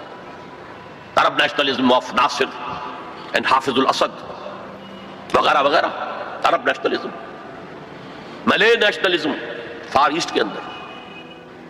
ترکی کا بھی جو حصہ مصطفیٰ کمال نے بچا لیا وہ ٹرک نیشنلزم کی بنیاد پر، اسلام کی تو جڑیں کھود دی اس نے وہاں۔ اذان عربی میں نہیں ہو سکتی، نماز عربی میں نہیں ہو سکتی، عورت برقع نہیں لے سکتی، آپ ٹوپی نہیں پہن سکتے، عمامہ نہیں باندھ سکتے، ہیٹ پہننا ہوگا، انگریزی لباس پہننا ہوگا، وہاں تو نام و نشان مٹانے کی کوشش کی۔ لیکن ٹرک نیشنلزم کی بنیاد پر کم سے کم ریزسٹنس، ورنہ واقعہ یہ ہے کہ دول یورپ جو ہیں وہ نام و نشان ترکی کا مٹا دیتے ہیں، اس لیے کہ اس قدر شدید ان کے اندر انتقامی جذبہ تھا۔ یہ قوم ہے جس نے ہمارے اتنے وسیع رقبے پر حکومت کی ہے اتنے طویل عرصے تک، nearly whole of East Europe was under them۔ لیکن یہ کہ بہرحال قومی اعتبار سے مصطفیٰ کمال کا کام بھی ہے کہ اس نے ترکی کو بچایا ہے، تو صحیح ایک ملک۔ بہرحال اب جو تحریکیں چلیں، پہلی تحریکیں تو کامیاب ہو گئیں، اس کی سب سے بڑی وجہ سیکنڈ ورلڈ وار تھی۔ یورپین پاورز اتنی کمزور ہو چکی تھیں، اتنی کمزور کہ اپنے بہت آؤٹ لائنگ جو ان کے علاقے تھے مقبوضہ، ان پر کنٹرول کرنا ممکن نہیں تھا۔ انگریز اس لیے گیا یہاں سے، ہم نے تو نہیں نکالا اسے۔ کیا آزادی کے لیے ہم نے کوئی جنگ لڑی؟ کیا کسی ایک انگریز کو بھی مارا؟ وہ تو خیر 1857 میں تو پھر بھی آپ کہہ لیں کہ مار دھاڑ ہوئی، انگریز بھی مارے گئے، انگریزوں نے ہندوؤں اور مسلمانوں کو بھی مارا۔ لیکن یہ جو سن 47 میں ہمیں آزادی ملی ہے، اس میں تو نہ ہم نے کسی انگریز کو مارا، نہ انگریز نے کسی ہندوستانی کو مارا۔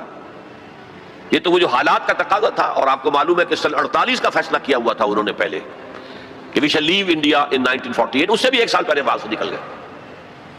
اور دوسرا فیکٹر تھا انٹرنیشنل سین پر امریکہ جو ہے طلوع ہو گیا تھا، اور وہ آزادی کی تحریکوں کو سپورٹ کر رہا تھا۔ تو یہ مختلف فیکٹر سے آزادی کی ہماری تحریکیں تو کامیاب ہو گئیں، لیکن نظام اسلامی کے قیام کی کوئی تحریک آج تک کامیاب نہیں ہوئی۔ یہ ایک بہت بڑی فیلیور ہے، بہت بڑی فیلیور ہے، بہت بڑی فیلیور ہے، اور یہ ایک بہت بڑا تاریخ کے فلسفے کے اعتبار سے بہت بڑا عقدہ ہے جسے حل کرنا پڑے گا۔ ایسا کیوں ہوا ہے؟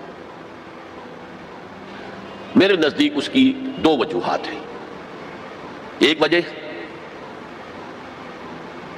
یہ ان تحریکوں نے یہ سمجھا کہ جب مسلمان ہیں تو ایمان تو ہے، عمل کی کمی ہے، لہذا عمل بہتر ہو جائے۔ They took it for granted، ایمان تو ہے، حالانکہ ایمان نہیں تھا، نہ ہے آج بھی۔ وہ ایک عقیدہ ہے، موروثی عقیدہ ہے، that's all۔ کنوکشن والا ایمان کہاں ہے؟ یقین والا ایمان کہاں ہے؟ اور نظام بدلنے کے لیے، نظام بدلنے کا مطلب ہے انقلاب برپا کرنا۔ انقلاب برپا کرنے کے لیے، اسلامی انقلاب کے لیے جس ایمان کی ضرورت ہے وہ زندہ ایمان ہونا چاہیے، زندہ ایمان، لیونگ فیتھ، برننگ فیتھ۔ اس کے بغیر یہ کام ممکن نہیں۔ تو ایمفیسس اسلام پر تو تھا، اسلامی نظام حیات پر تھا، لیکن ایمان پر نہیں تھا۔ نمبر دو، انہوں نے میتھڈالوجیز جو ہیں وہ جو موجودہ دنیا کی تحریکوں ہیں ان سے اخذ کی، بجائے اس کے کہ میتھڈالوجی اخذ کرتے محمد الرسول اللہ صلی اللہ علیہ وسلم کے طریقے سے، آپ کی سیرت سے اخذ کرتے۔ کیونکہ یہ کام انبیاء میں سے بھی صرف آپ کے ذریعے ہوا ہے، ایک مرتبہ ہوا تاریخ میں کہ ایک پورا نظام قائم ہو گیا۔ اور اس لیے میں نے نوٹ کرایا تھا اپنے پچھلے لیکچرز میں کہ حضور کے لیے 3 مرتبہ آیا هو الذی ارسل رسولہ بالہدی ودین الحق لیظہرہ علی الدین کلہ، اور کسی اور رسول کے لیے ایک دفعہ بھی نہیں آیا، نہ حضرت ابراہیم کے لیے، نہ حضرت موسیٰ کے لیے، نہ حضرت عیسیٰ کے لیے، نہ حضرت نوح کے لیے علیہ الصلوۃ والسلام۔ یہ کام حضور نے کیا اور ایک لائف سپین میں کیا، 20-22 برس۔ 610 میں وحی کا آغاز ہوا، 632 میں انتقال ہو گیا، 22 برس تھے۔ اور عرب میں تو انقلاب کی تکمیل ہے وہ سن 8 کے اندر ہو گئی تھی جب مکہ فتح ہو گیا۔ بعد کے دور کو تو آپ کہہ سکتے ہیں موجودہ جو ملٹری ٹرمینالوجی ہے، موپنگ اپ آپریشن، بس جہاں جہاں کوئی ریزسٹنس کے پاکٹس رہ گئے تھے ان کو صاف کرنا، ورنہ انقلاب کی تکمیل تو ہو گئی تھی فتح مکہ پر سن 8 ہجری میں۔ لہذا ہمیں سیرت محمدی صلی اللہ علیہ وسلم کو سورس ماننا چاہیے اس میتھڈالوجی کا۔ یہ دو غلطیاں ہوئی ہیں بالعموم ان تحریکوں سے، لیکن بہرحال سبق سیکھ کر آگے چلنا ہے، کوششیں کرنی ہیں۔ مجھے فیض کی ایک نظم بہت اچھی لگتی ہے، بہت اچھی لگتی ہے۔ میں نے بھی اپنی زندگی کے 10 سال جماعت اسلامی میں بسر کیے ہیں، پھر میں وہاں سے مایوس ہو کر نکلا ہوں۔ تو اسی زمانے میں یہ نظم اس کی آئی تھی، میں حیران ہوں کہ وہ تو اس قسم کی کسی کشاکش میں، کسی تحریک میں بالفعل تو کبھی شریک رہا ہی نہیں، وہ تو شاعر تھا ایک، لیکن نظم اس قدر عظیم ہے۔ یہ فصل امیدوں کی ہمدم اس بار بھی غارت جائے گی، سب محنت صبحوں شاموں کی اب کے بھی اکارت جائے گی، دھرتی کے کونوں کھدروں میں پھر اپنے لہو کی کھاد بھرو، پھر مٹی سینچو اشکوں سے، پھر اگلی رت کی فکر کرو، پھر اگلی رت کی فکر کرو، جب پھر ایک بار اجڑنا ہے، ایک فصل پکی تو بھر پایا، تب تک تو یہی کچھ کرنا ہے۔ Try and try again, try and try again, try and try again.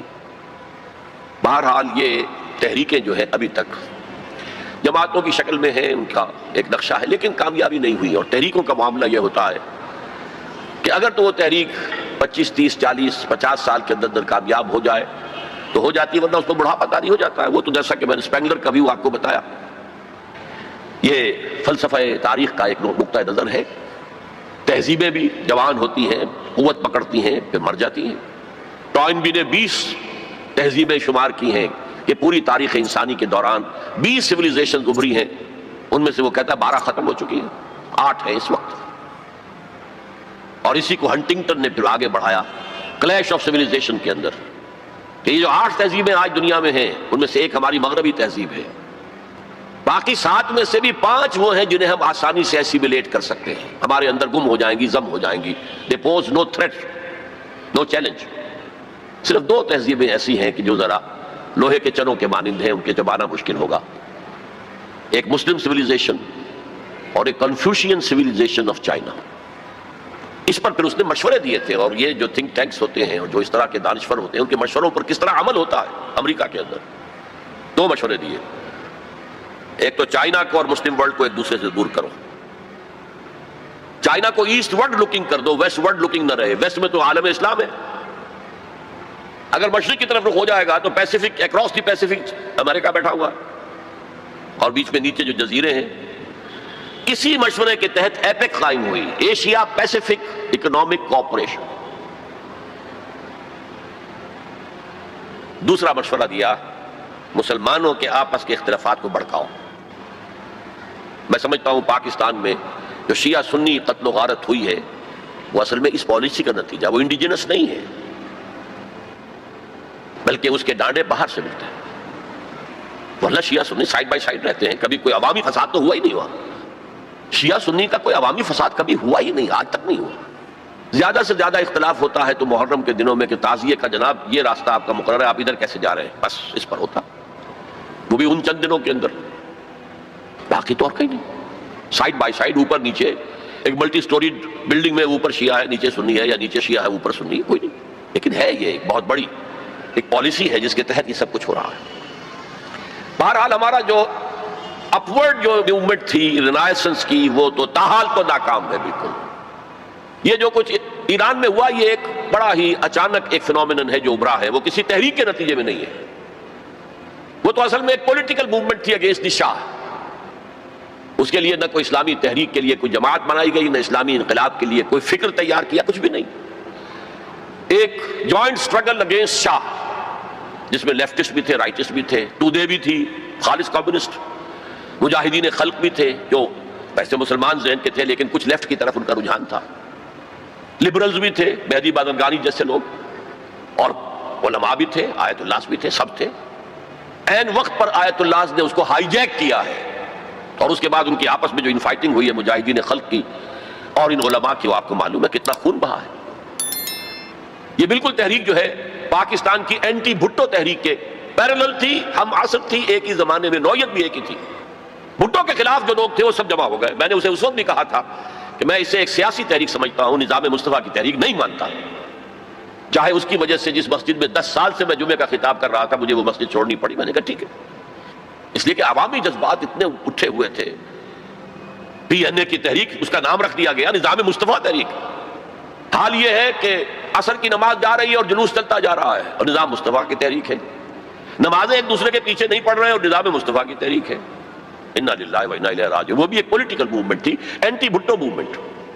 کسی کو کسی وجہ سے دشمنی تھی بھٹو سے، کسی کو کسی وجہ سے، کسی کو کسی وجہ سے، کسی کو کسی، سب جمع ہو گئے اور سب نے جو ہے ٹانگ کھینچ لی، لیکن ہائی جیک کر کے لے گئی آرمی، سب دیکھتے رہ گئے۔ وہ سارا حلوہ جو PNA نے پکایا تھا وہ ضیاء الحق نے 11 سال کھایا بیٹھ کر آرام سے۔ It was hijacked by Zia ul Haq, that was hijacked by علماء۔ لیکن پیرلل موومنٹس تھی، اور شاہ of Iran and Bhutto both مرتے وقت یہ کہہ کر گئے کہ ہمیں امریکہ نے مروایا ہے۔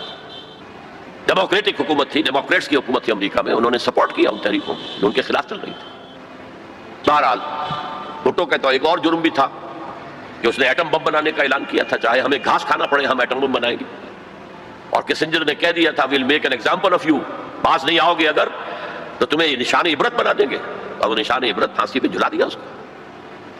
بہرحال اس اعتبار سے ہماری ابھی پیش رفت کچھ نہیں ہو سکی ہے، میننگ فل پیش رفت، بلکہ اس میں جو ایک نئی ڈائمنشن پیدا ہوئی ہے افغانستان فینومینن کے نتیجے میں، جو القاعدہ اور اسامہ ابن لادن اور ان کے ہم خیال لوگوں نے جس طرح کا طریقہ کار اختیار کیا ہے، جذبہ تو ظاہر بات ہے کہ ان کا مذہب یہ ہے، جانے دینا آسان کام تو نہیں ہے، لیکن یہ جو دہشت گردی کا طریقہ اختیار کیا ہے یہ کاؤنٹر پروڈکٹیو ہے، نقصان دہ ہے، اس کے فائدہ کچھ نہیں، کچھ حاصل نہیں ہوگا۔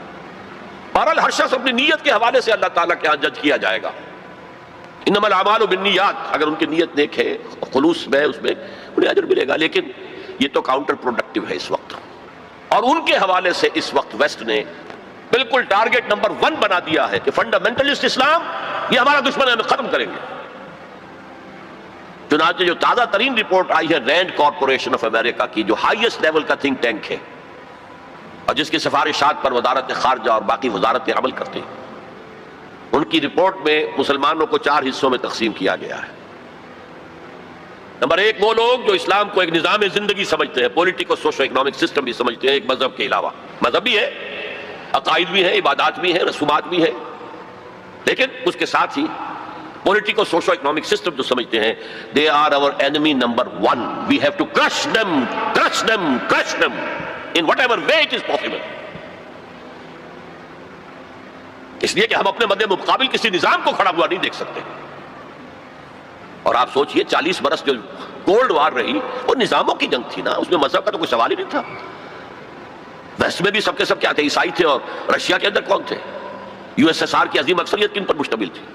یہ چند مسلمان ممالک چھوڑ دیجئے، قازقستان وغیرہ، تو باقی تو سارا وہ عیسائی تھے نا، مذہب کا کوئی ایلیمنٹ نہیں تھا، ایلیمنٹ نظام کا تھا، ہمارا کیپٹلسٹک نظام، اور یہ کمیونسٹ نظام اس کا چیلنج بن کر آ گیا ہے، نتھنگ ڈوئنگ، برداشت نہیں کریں گے۔ تو فنڈامنٹلسٹ کے بارے میں تو ان کی پہلے پالیسی ڈکلیئرڈ ہے، we have to crush them.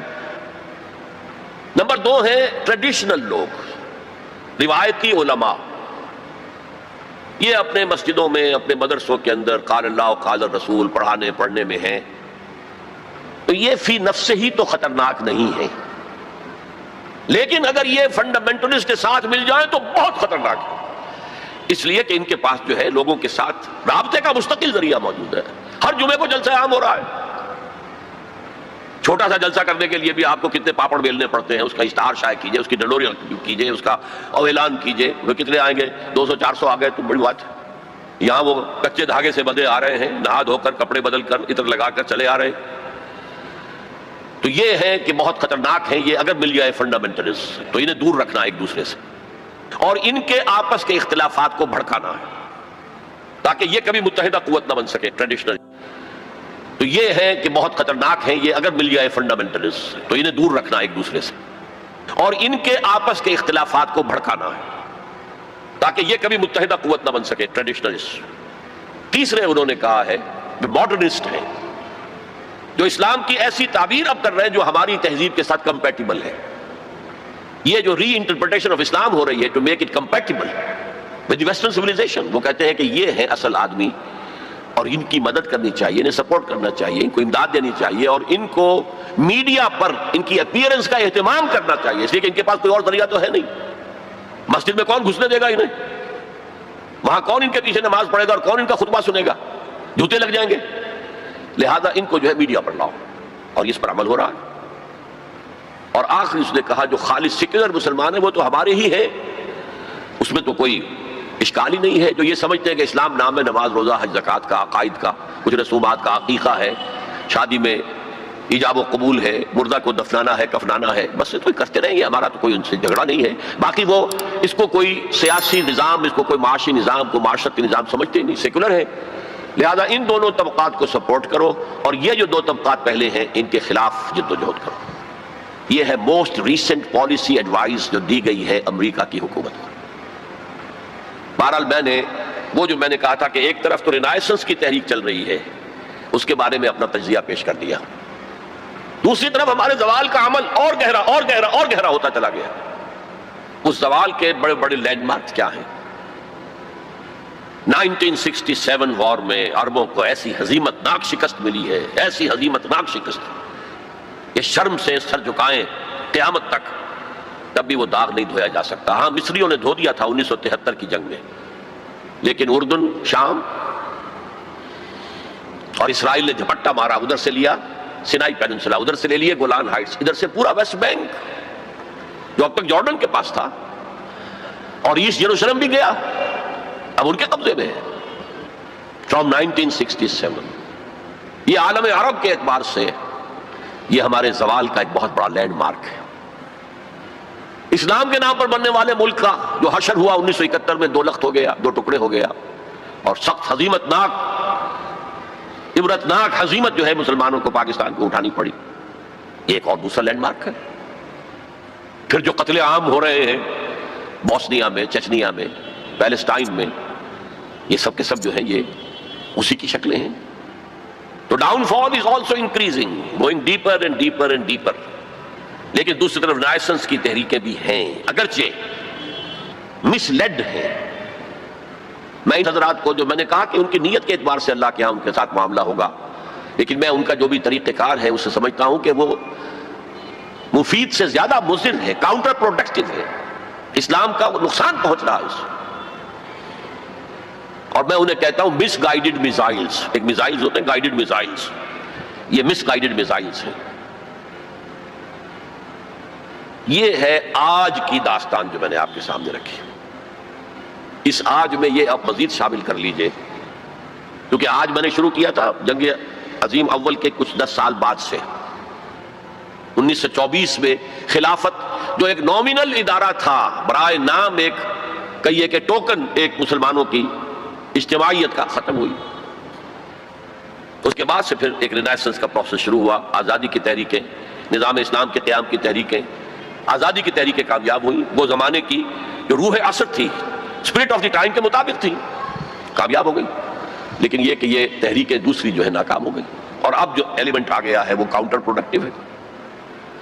لیکن ہمارے خلاف جو اب طاقت ایک ابھر کر آئی ہے، وہ جو اسلام کی بدترین دشمن ہے، یہودی، اب انہیں تمکن حاصل ہو گیا ہے، ان کے شکنجے میں ہے اس وقت. عالم عیسائیت ان کے شکنجے میں ہے، اگرچہ اس میں مختلف شیڈز ہیں. کیتھولکس اتنے زیادہ اعلی کار نہیں ہیں ان کے، اگرچہ ویسے شکست مان چکے ہیں. پوپ نے یہ فتویٰ ایشو کر دیا تھا کہ حضرت عیسیٰ کے صلیب دیے جانے کی ذمہ داری یہودیوں پر نہیں ہے، جس کے جواب میں پھر ابھی ایک پکچر بنی ہے دی پیشن، جس میں کہ صحیح حقائق کو دوبارہ پیش کیا گیا. سن 62 میں نے ایک پکچر دیکھی تھی کنگ آف کنگز، اور اس میں صحیح تاریخ تھی. حضرت عیسیٰ کو کنہوں نے مروایا تھا ان کے قول کے مطابق. ہمارے نزدیک تو اللہ نے انہیں اٹھا لیا تھا. اور دوسری طرف جو پروٹیسٹنٹ عیسائی ہیں، جو زیادہ فنڈامنٹلسٹ ہیں، ویسپ، ان میں سے خاص طور پر ویسپ، یہ اصطلاح پتہ نہیں آپ لوگوں نے سنی ہے کہ نہیں سنی ہے. ویسپ ایک تو اس بھیڑ کو کہتے ہیں نا جو کاٹ جاتی ہے کہیں اور سوجن ہو جاتی ہے اور تکلیف ہوتی ہے، اور ویسپ اصل میں مخفف ہے وائٹ اینگلو سیکسن پروٹیسٹنٹس.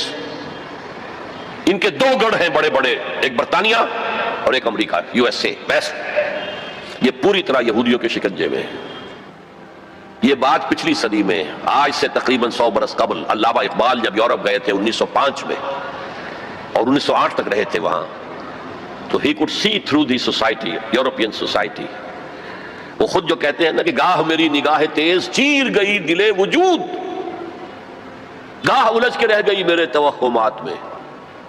تو انہوں نے دل وجود کو ان کی نگاہ نے چیر کر دیکھ لیا تھا کہ فرنگ کی رگے جاں پنجے یہود میں ہے.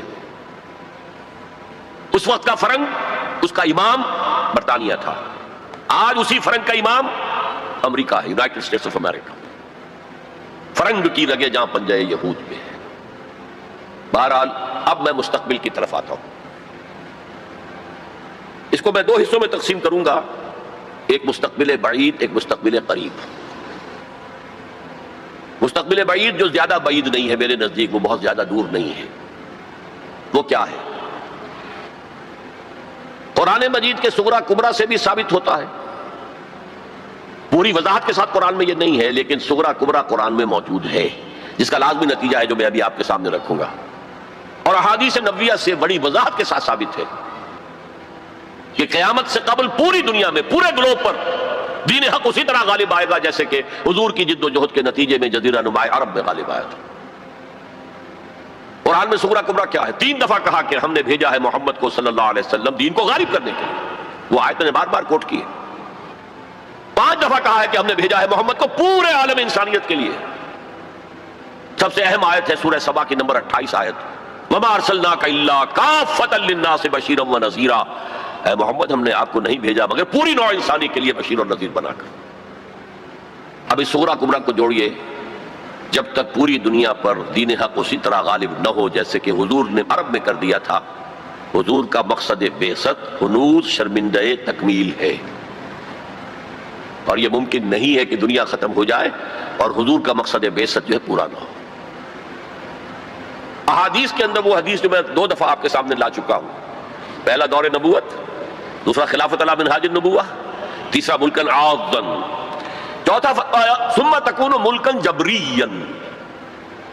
پھر ملوکیت ہوگی مجبوری والی، غلامی والی. اب میں نہیں کہہ سکتا کہ اس وقت صحابہ نے اس کا کیا مطلب سمجھا ہوگا. یہ 2 ملوکیتیں علیحدہ علیحدہ حضور نے گنوا دی. آج ہم سمجھ سکتے ہیں کہ پہلی ملوکیت وہ تھی جس میں سلاطین اور ملوک مسلمان تو تھے، کلمہ گو تو تھے. پھر ہم ملکہ وکٹوریہ کے غلام ہو گئے. یہ ملکن جبریت، یہ پورے عالم اسلام کو جو رونق ڈالا تھا کولونیل پاورز آف یورپ نے، یہ اس کی طرف اشارہ ہے. یہ فرمایا یہ دور بھی رہے گا جب تک اللہ چاہے گا، پھر اللہ اسے بھی اٹھا لے گا. And the good news is ثم تکون خلافت علی منہاج النبوہ. پھر دوبارہ دنیا میں خلافت علی منہاج النبوہ کا نظام قائم ہوگا.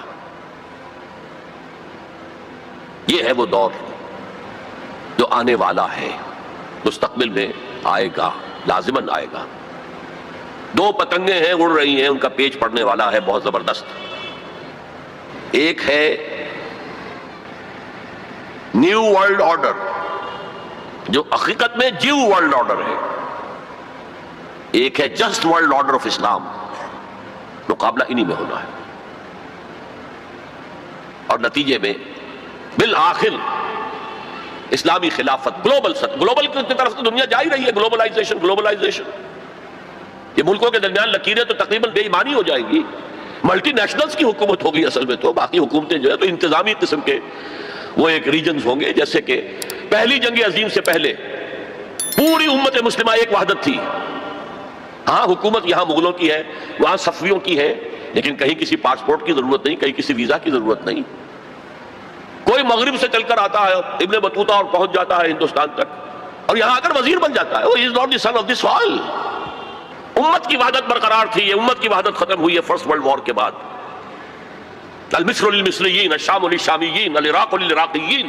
یہ نعرے لگے ہیں امت کی وحدت کو پارا پارا کرنے کے لیے مغرب کے زیر اثر. یہ سب سے بڑی سازش تھی امت کی وحدت کو ختم کرنے کے لیے. بہرحال ایک تو یہ جس کی کے بارے میں حضور نے خبر دی کہ دوبارہ آئے گا خلافت علی منہاج النبوہ کا نظام. اور 2 حدیثیں آپ کو سنا دینا چاہتا ہوں جس میں حضور نے خبر دی ہے کہ اب جب یہ آئے گا تو گلوبل ہوگا. ایک حدیث ہے حضور صلی اللہ علیہ وسلم کے ایک غلام جنہیں آپ نے آزاد کر دیا تھا، حضرت ثوبان رضی اللہ تعالیٰ، ان کی روایت ہے. عن ثوبان رضی اللہ تعالیٰ عنہ قال قال رسول اللہ صلی اللہ علیہ وسلم ان اللہ زوالی الارض. اللہ نے میرے لیے پوری زمین کو لپیٹ دیا یا سکیڑ دیا، پوری زمین. فرائے تو مشارقہا و مغاربہا، میں نے سارے مشرق دیکھ لیے، سارے مغرب دیکھ لیے. وَإِنَّ أُمَّتِي سَيَبْلُغُ مُلْكُهَا مَا زُوِيَ لِي مِنْهَا، اور میری امت کی حکومت ان تمام علاقوں پر قائم ہو کر رہے گی جو مجھے زمین کو سکیڑ کر یا لپیٹ کر دکھا دیے گئے۔ اور یہ روایت کسی دوسرے تیسرے درجے کی حدیث کے ذخیروں میں سے نہیں ہے، مسلم شریف کی روایت ہے، درجہ اول کی کتب۔ اور دوسری حدیث وہ مسند احمد ابن حنبل کی ہے، مقداد الاسود عن المقداد الاسود رضی اللہ عنہ قال قال رسول اللہ صلی اللہ علیہ وسلم لا يبقى على ظهر الارض بيت وبر ولا مدر الا ادخله الله كلمة الاسلام۔ اس روئے زمین پر نہ کوئی گھر رہے گا اینٹ گارے کا بنا ہوا، اور نہ کوئی خیمہ ہوگا جو کھانوں کا بنا ہوا، جس میں اللہ اسلام کے کلمے کو داخل نہ کرے۔ بعز عزیز اور ذل ذلیل، یہ داخلہ دو میں سے ایک طریقے پر ہوگا، یا عزت والے کے اعزاز کے ساتھ، یعنی وہ خود اسلام قبول کر لے گا تو اس کے گھر میں یا اس کے خیمے میں اسلام داخل ہوگا، اس کی بھی عزت ہوگی۔ وَلِلَّهِ الْعِزَّةُ وَلِرَسُولِهِ وَلِلْمُؤْمِنِينَ، عزت کا حقدار تو اللہ ہے، اس کے رسول اور اہل ایمان ہے۔ اور ذل ذلیل، یا کسی کمزور کی پستی کی وجہ سے، اگر اسلام قبول نہیں کریں گے تو یؤتوا الجزیۃ عن ید وہم صاغرون، چھوٹے ہو کر رہنا پڑے گا، جزیہ دینا ہوگا۔ گویا کہ اسلام تو اس کے خیمے اور گھر میں بھی داخل ہو گیا، وہ خود محروم رہا۔ جب حضور نے یہ فرمایا تو حضرت مقداد پھر کہتے ہیں کہ میں نے کہا وَيَكُونَ الدِّينُ كُلُّهُ لِلَّهِ، تب ہوگی وہ بات جو سورہ انفال میں آئی ہے کہ دین کل کا کل اللہ کے لیے ہو جائے گا۔ تو یہ تو ہے مستقبل بعید، جس کا سارا دار و مدار میرے بیان میں حالات کے حوالے سے نہیں ہے۔ حالات میں ہمیں اس کے کوئی آثار نظر نہیں آ رہے، حالات بہت مایوس کن ہیں، لیکن حضور کے لیے ہوئی خبریں ہیں۔ وَهُوَ صادق المصدوق، منطقی طور پر بھی میں ان کا قائل ہوں، اور حضور کی ان احادیث کی روح سے بھی قائل ہوں۔ اس سے پہلے جو مستقبل قریب ہے، اس میں ابھی مسلمانوں پر بہت سخت دن آئیں گے، عذاب کا کوڑا اور شدید سے شدید تر ہو۔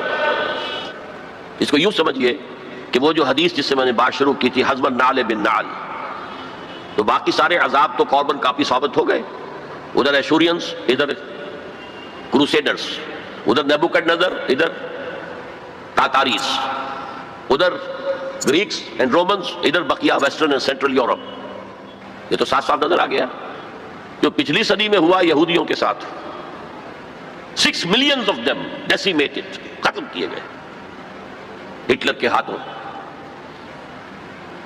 اس کی کاربن کاپی بھی تو آنے والی ہے، اور یہ آئے گی اربوں پر۔ آج اللہ کے دین کے سب سے بڑے مجرم عرب، کیوں؟ عام قاعدہ ہے جن کے رتبے ہیں سوا، ان کی سوا مشکل ہے۔ حضور کی ازواج سے کہا گیا کہ نہیں، اگر تم کوئی غلط حرکت کرو گی دوہری سزا ملے گی تمہیں، تمہارا رتبہ بہت اونچا ہے، تم نبی کے گھر میں آباد ہو۔ عربوں کو اللہ نے فضیلت دی کہ محمد ان میں سے تھے، رسول عربی ہیں صلی اللہ علیہ وسلم۔ یہ رتبہ بلند ملا جس کو مل گیا، ہر مدعی کے واسطے دار و رسم کہا۔ پھر سب سے بڑی فضیلت کیا ہے؟ ان کی اپنی مادری زبان میں قرآن موجود ہے، اللہ کا کلام۔ ان کو قرآن کے سمجھنے میں کوئی دقت تو نہیں ہے۔ یہاں میں تو آپ سے کہتا رہا ہوں عربی سیکھیں، عربی سیکھیں، عربی سیکھیں، تاکہ قرآن کو اس کی اپنی اصل زبان میں اپنی آنکھوں سے پڑھ سکیں، وہاں تو ان کو تو ضرورت نہیں۔ پھر بھی ان کا اگر یہ حال رہا کہ جو ملک بھی کولونیل رول سے آزاد ہوا، اس نے یا تو اپنا قبلہ کر لیا ماسکو کی طرف اور یا واشنگٹن کی طرف، تو ان سے بڑا مجرم اور کوئی نہیں۔ ایک حدیث میں آیا ہے ویل للعرب من شر اقترب، بہت ہلاکت اور بربادی ہوگی۔ ایک مرتبہ ام سلمہ رضی اللہ تعالی عنہ نے ام المومنین پوچھا کہ یہ جو آپ فرما رہے ہیں کہ اتنی بڑی تباہی آئے گی، اتنے بڑے مسلمانوں کے اوپر برے حالات آئیں گے، تو عرب اس وقت کہاں ہوں گے؟ فرمایا العرب یومئذ قلیل، بہت کم رہ جائیں گے، بہت بڑی تباہی آنے والی ہے۔ اور اس کا نقطہ آغاز کیا ہوگا؟ ویسے تو ہے جو کچھ ہو رہا ہے فلسطین میں، اسے وہ 30 کروڑ عرب بھی دیکھ رہے ہیں، اور باقی 100 کروڑ مسلمان باقی بھی دیکھ رہے ہیں۔ ٹک ٹک دیدم دم نہ کشیدم، وہ آئی سی جو ہے وہ بھی زیادہ آئی سی بن کر رہ گئی اور کچھ نہیں۔ کوئی کسی طرف سے احتجاج تک نہیں ہے۔ امریکہ شیرون کو مین آف دی پیس کا خطاب دے رہا ہے، صابرہ اور شتیلہ کا قاتل درندہ، اور جو کچھ کر رہا ہے فلسطینیوں پر وہ آج ہم اپنی آنکھوں سے دیکھ رہے ہیں ٹیلی ویژن کے اوپر، کس طرح بلڈوزرز آتے ہیں ان کے گھروں پر گھر گراتے چلے جاتے ہیں، کس طریقے سے F-16 اوپر دندن آ رہے ہیں، ہیلی کاپٹرز دندن آ رہے ہیں، اور ان کے پاس کیا ہے؟ سوائے اپنی جان پیش کرنے کے. سوسائڈ جو ہے اٹیک اس کے سوا کیا ہے؟ یا پہلے وہ صرف پتھر مارتے تھے، اینٹیں روڑے، اللہ اللہ کا سلام. تو یہ ضربت علیہم الذلۃ والمسکنۃ وباؤوا بغضب من اللہ، یہ تو پہلے ہی ہو چکا ہے. لیکن جن دو چیزوں پر یہودیوں کا اور west white Anglo Saxon Protestants کا اتفاق ہے، وہ ایجنڈا، 4 نکاتی ایجنڈے پر یہ متفق ہیں. نمبر 1، جلد از جلد وہ جنگ ہونی چاہیے جس کی خبر بائبل میں دی گئی ہے، ارمگیڈون. بائبل کی آخری کتاب ہے ریویلیشنز، مکاشفات یوحنا. یہ یوحنا جون جو ہے یہ حضرت یحییٰ نہیں، حضرت مسیح کے حواریوں میں سے ایک جون ہے، ان کے مکاشفات ہیں. اور اس میں یہ ہے کہ ایک بہت بڑی جنگ ہوگی تاریخ انسانی کی، ارمگیڈون.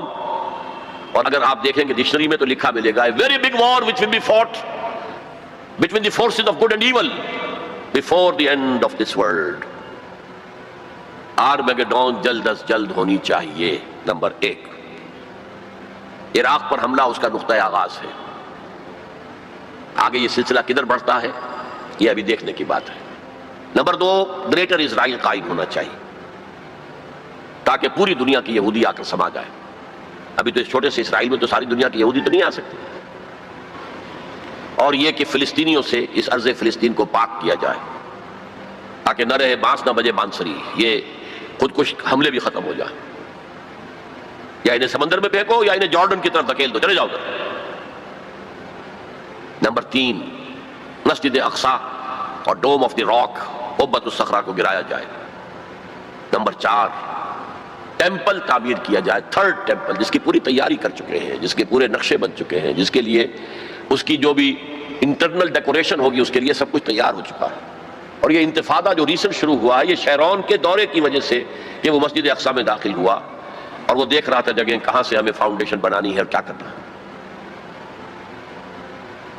4 باتیں گنوائی میں نے. 5ویں بات ایک اور بھی ہے کہ جب 3rd ٹیمپل تعمیر ہو جائے تو تھرون آف ڈیوڈ لا کر وہاں پر رکھ دیا جائے. یہ مجھے پتا نہیں تھا، یہ تھرون آف ڈیوڈ ابھی حضرت داؤد کا تخت جو ہے کہیں محفوظ ہے. یہ پروٹیسٹنٹس کا ایک رسالہ نکلتا ہے دی ٹرمپٹ فلاڈلفیا سے، امریکہ کے شہر فلاڈلفیا سے، دی فلاڈلفیا ٹرمپٹ. اس میں پتا چلا یہ ایک پتھر تھا جس پر بٹھا کر حضرت داؤد کی تاج پوشی کی گئی تھی. اسی پر حضرت سلیمان کی تاج پوشی ہوئی، اسی پر بعد میں ان کے اور جو بھی تھے حکمران ان کی تاج پوشی ہوتی رہی. وہ پتھر ٹائٹس نے جب گرایا ہے یروشلم کے اس 2nd ٹیمپل کو تو وہ اپنے ساتھ لے گیا. وہ روم پہنچ گیا، روم سے آئرلینڈ پہنچ گیا، کیتھولک ملک ہے بہت بڑا. وہاں سے اسکاٹ لینڈ آیا، وہاں سے انگلینڈ میں آ گیا اور اسے رکھ دیا گیا جو ان کی پارلیمنٹ کے ساتھ جو گرجا ہے. اور 14ویں صدی عیسوی میں اس کو ایک کرسی میں بلڈ کر دیا گیا سیٹ کی حیثیت سے. اب وہ تھرون ہے، اسی کرسی پر بٹھا کر انگریز جو بھی بادشاہ ہوئے اور جو ملکائیں ہوئی ان کی کورونیشن ہوئی ہے، وہ وہاں سے لا کر اب یہاں رکھا جائے گا. البتہ اس کے بعد ان کے ایجنڈے مختلف ہو جاتے ہیں. یہودی سمجھتے ہیں ہمارا مسیح آئے گا، وہ اس تخت پر بیٹھ کر دنیا پر حکومت کرے گا. اس کے لیے بھی سمجھ لیجئے ان کے مسیحا سے مراد کیا ہے. ان کے ہاں چلی آ رہی تھی پیشین گوئیاں کہ ایک مسیحا آئے گا جو تمہارے دلدر دور کرے گا، تمہیں عظمت تک پہنچائے گا. وہ حضرت مسیح آ گئے، انہوں نے مانا ہی نہیں. تو وہ پیشین گوئی جو ہے ابھی موجود ہے. The position is vacant. ابھی تک وہ مسیح نہیں آیا. They are waiting for their مسیح، اس لیے کہ مسیح کو تو مانا نہیں. اور عیسائیوں کا خیال ہے حضرت مسیح کا جو 2nd نزول ہوگا، 2nd کمنگ، تو وہ اس تخت پر بیٹھ کر حکومت کریں گے پوری دنیا پر. یہ ایجنڈا ہے. کوئی سبب معلوم ہو سکا ہے آج تک کہ عراق پر کیوں حملہ کیا گیا؟ اور کمال ہے کہ اس قوم نے پھر اسی شخص کو منتخب کر لی. 9/11 کس نے کیا اس کی کوئی کبھی تحقیق ہوئی ہی نہیں،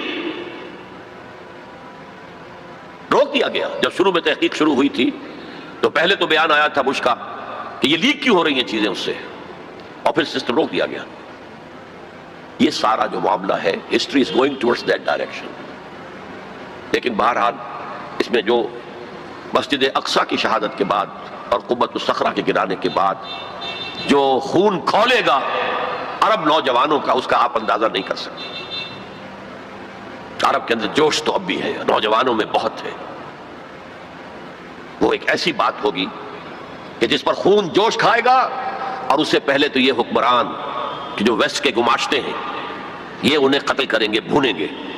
اور پھر یہ کہ کرسچنز اور جیوز، اور انہیں جیوز میں سے اینٹی کرائسٹ بھی کھڑا ہو جائے گا، دجال. یہ مقابلے ہونے ہیں، لیکن میں اب تفصیل میں نہیں جانا چاہتا. لیکن ان کے ذریعے سے عالم عرب پر تو بہت بڑا، بہت سخت عذاب آئے گا. باقی عالم اسلام دوسرے درجے میں ہے، مجرم. ہم سمجھتے ہیں کہ نمبر 2 پر ہم مسلمانان پاکستان ہیں، جنہوں نے اس ہندوستان کی تقسیم اسلام کے نام پر کروائی، اور 57 برس گزر گئے ہیں کہ اس اسلام کا کوئی نام و نشان وہاں نہیں ہے. وہی اسلام ہے جو ہر جگہ ہے، یہاں بھی ہے، مسجدوں میں آپ بھی جا رہے ہیں، ہم بھی جا رہے ہیں.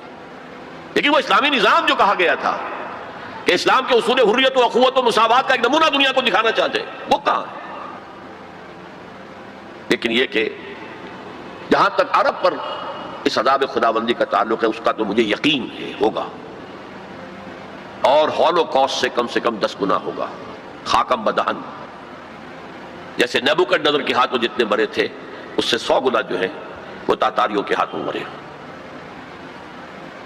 لیکن یہ کہ باقی امت جو ہے، شاید اللہ تعالی ہمیں ہدایت دے دے، شاید اللہ تعالی قوم یونس کی طرح ہمیں توبہ، اجتماعی توبہ کی توفیق دے دے.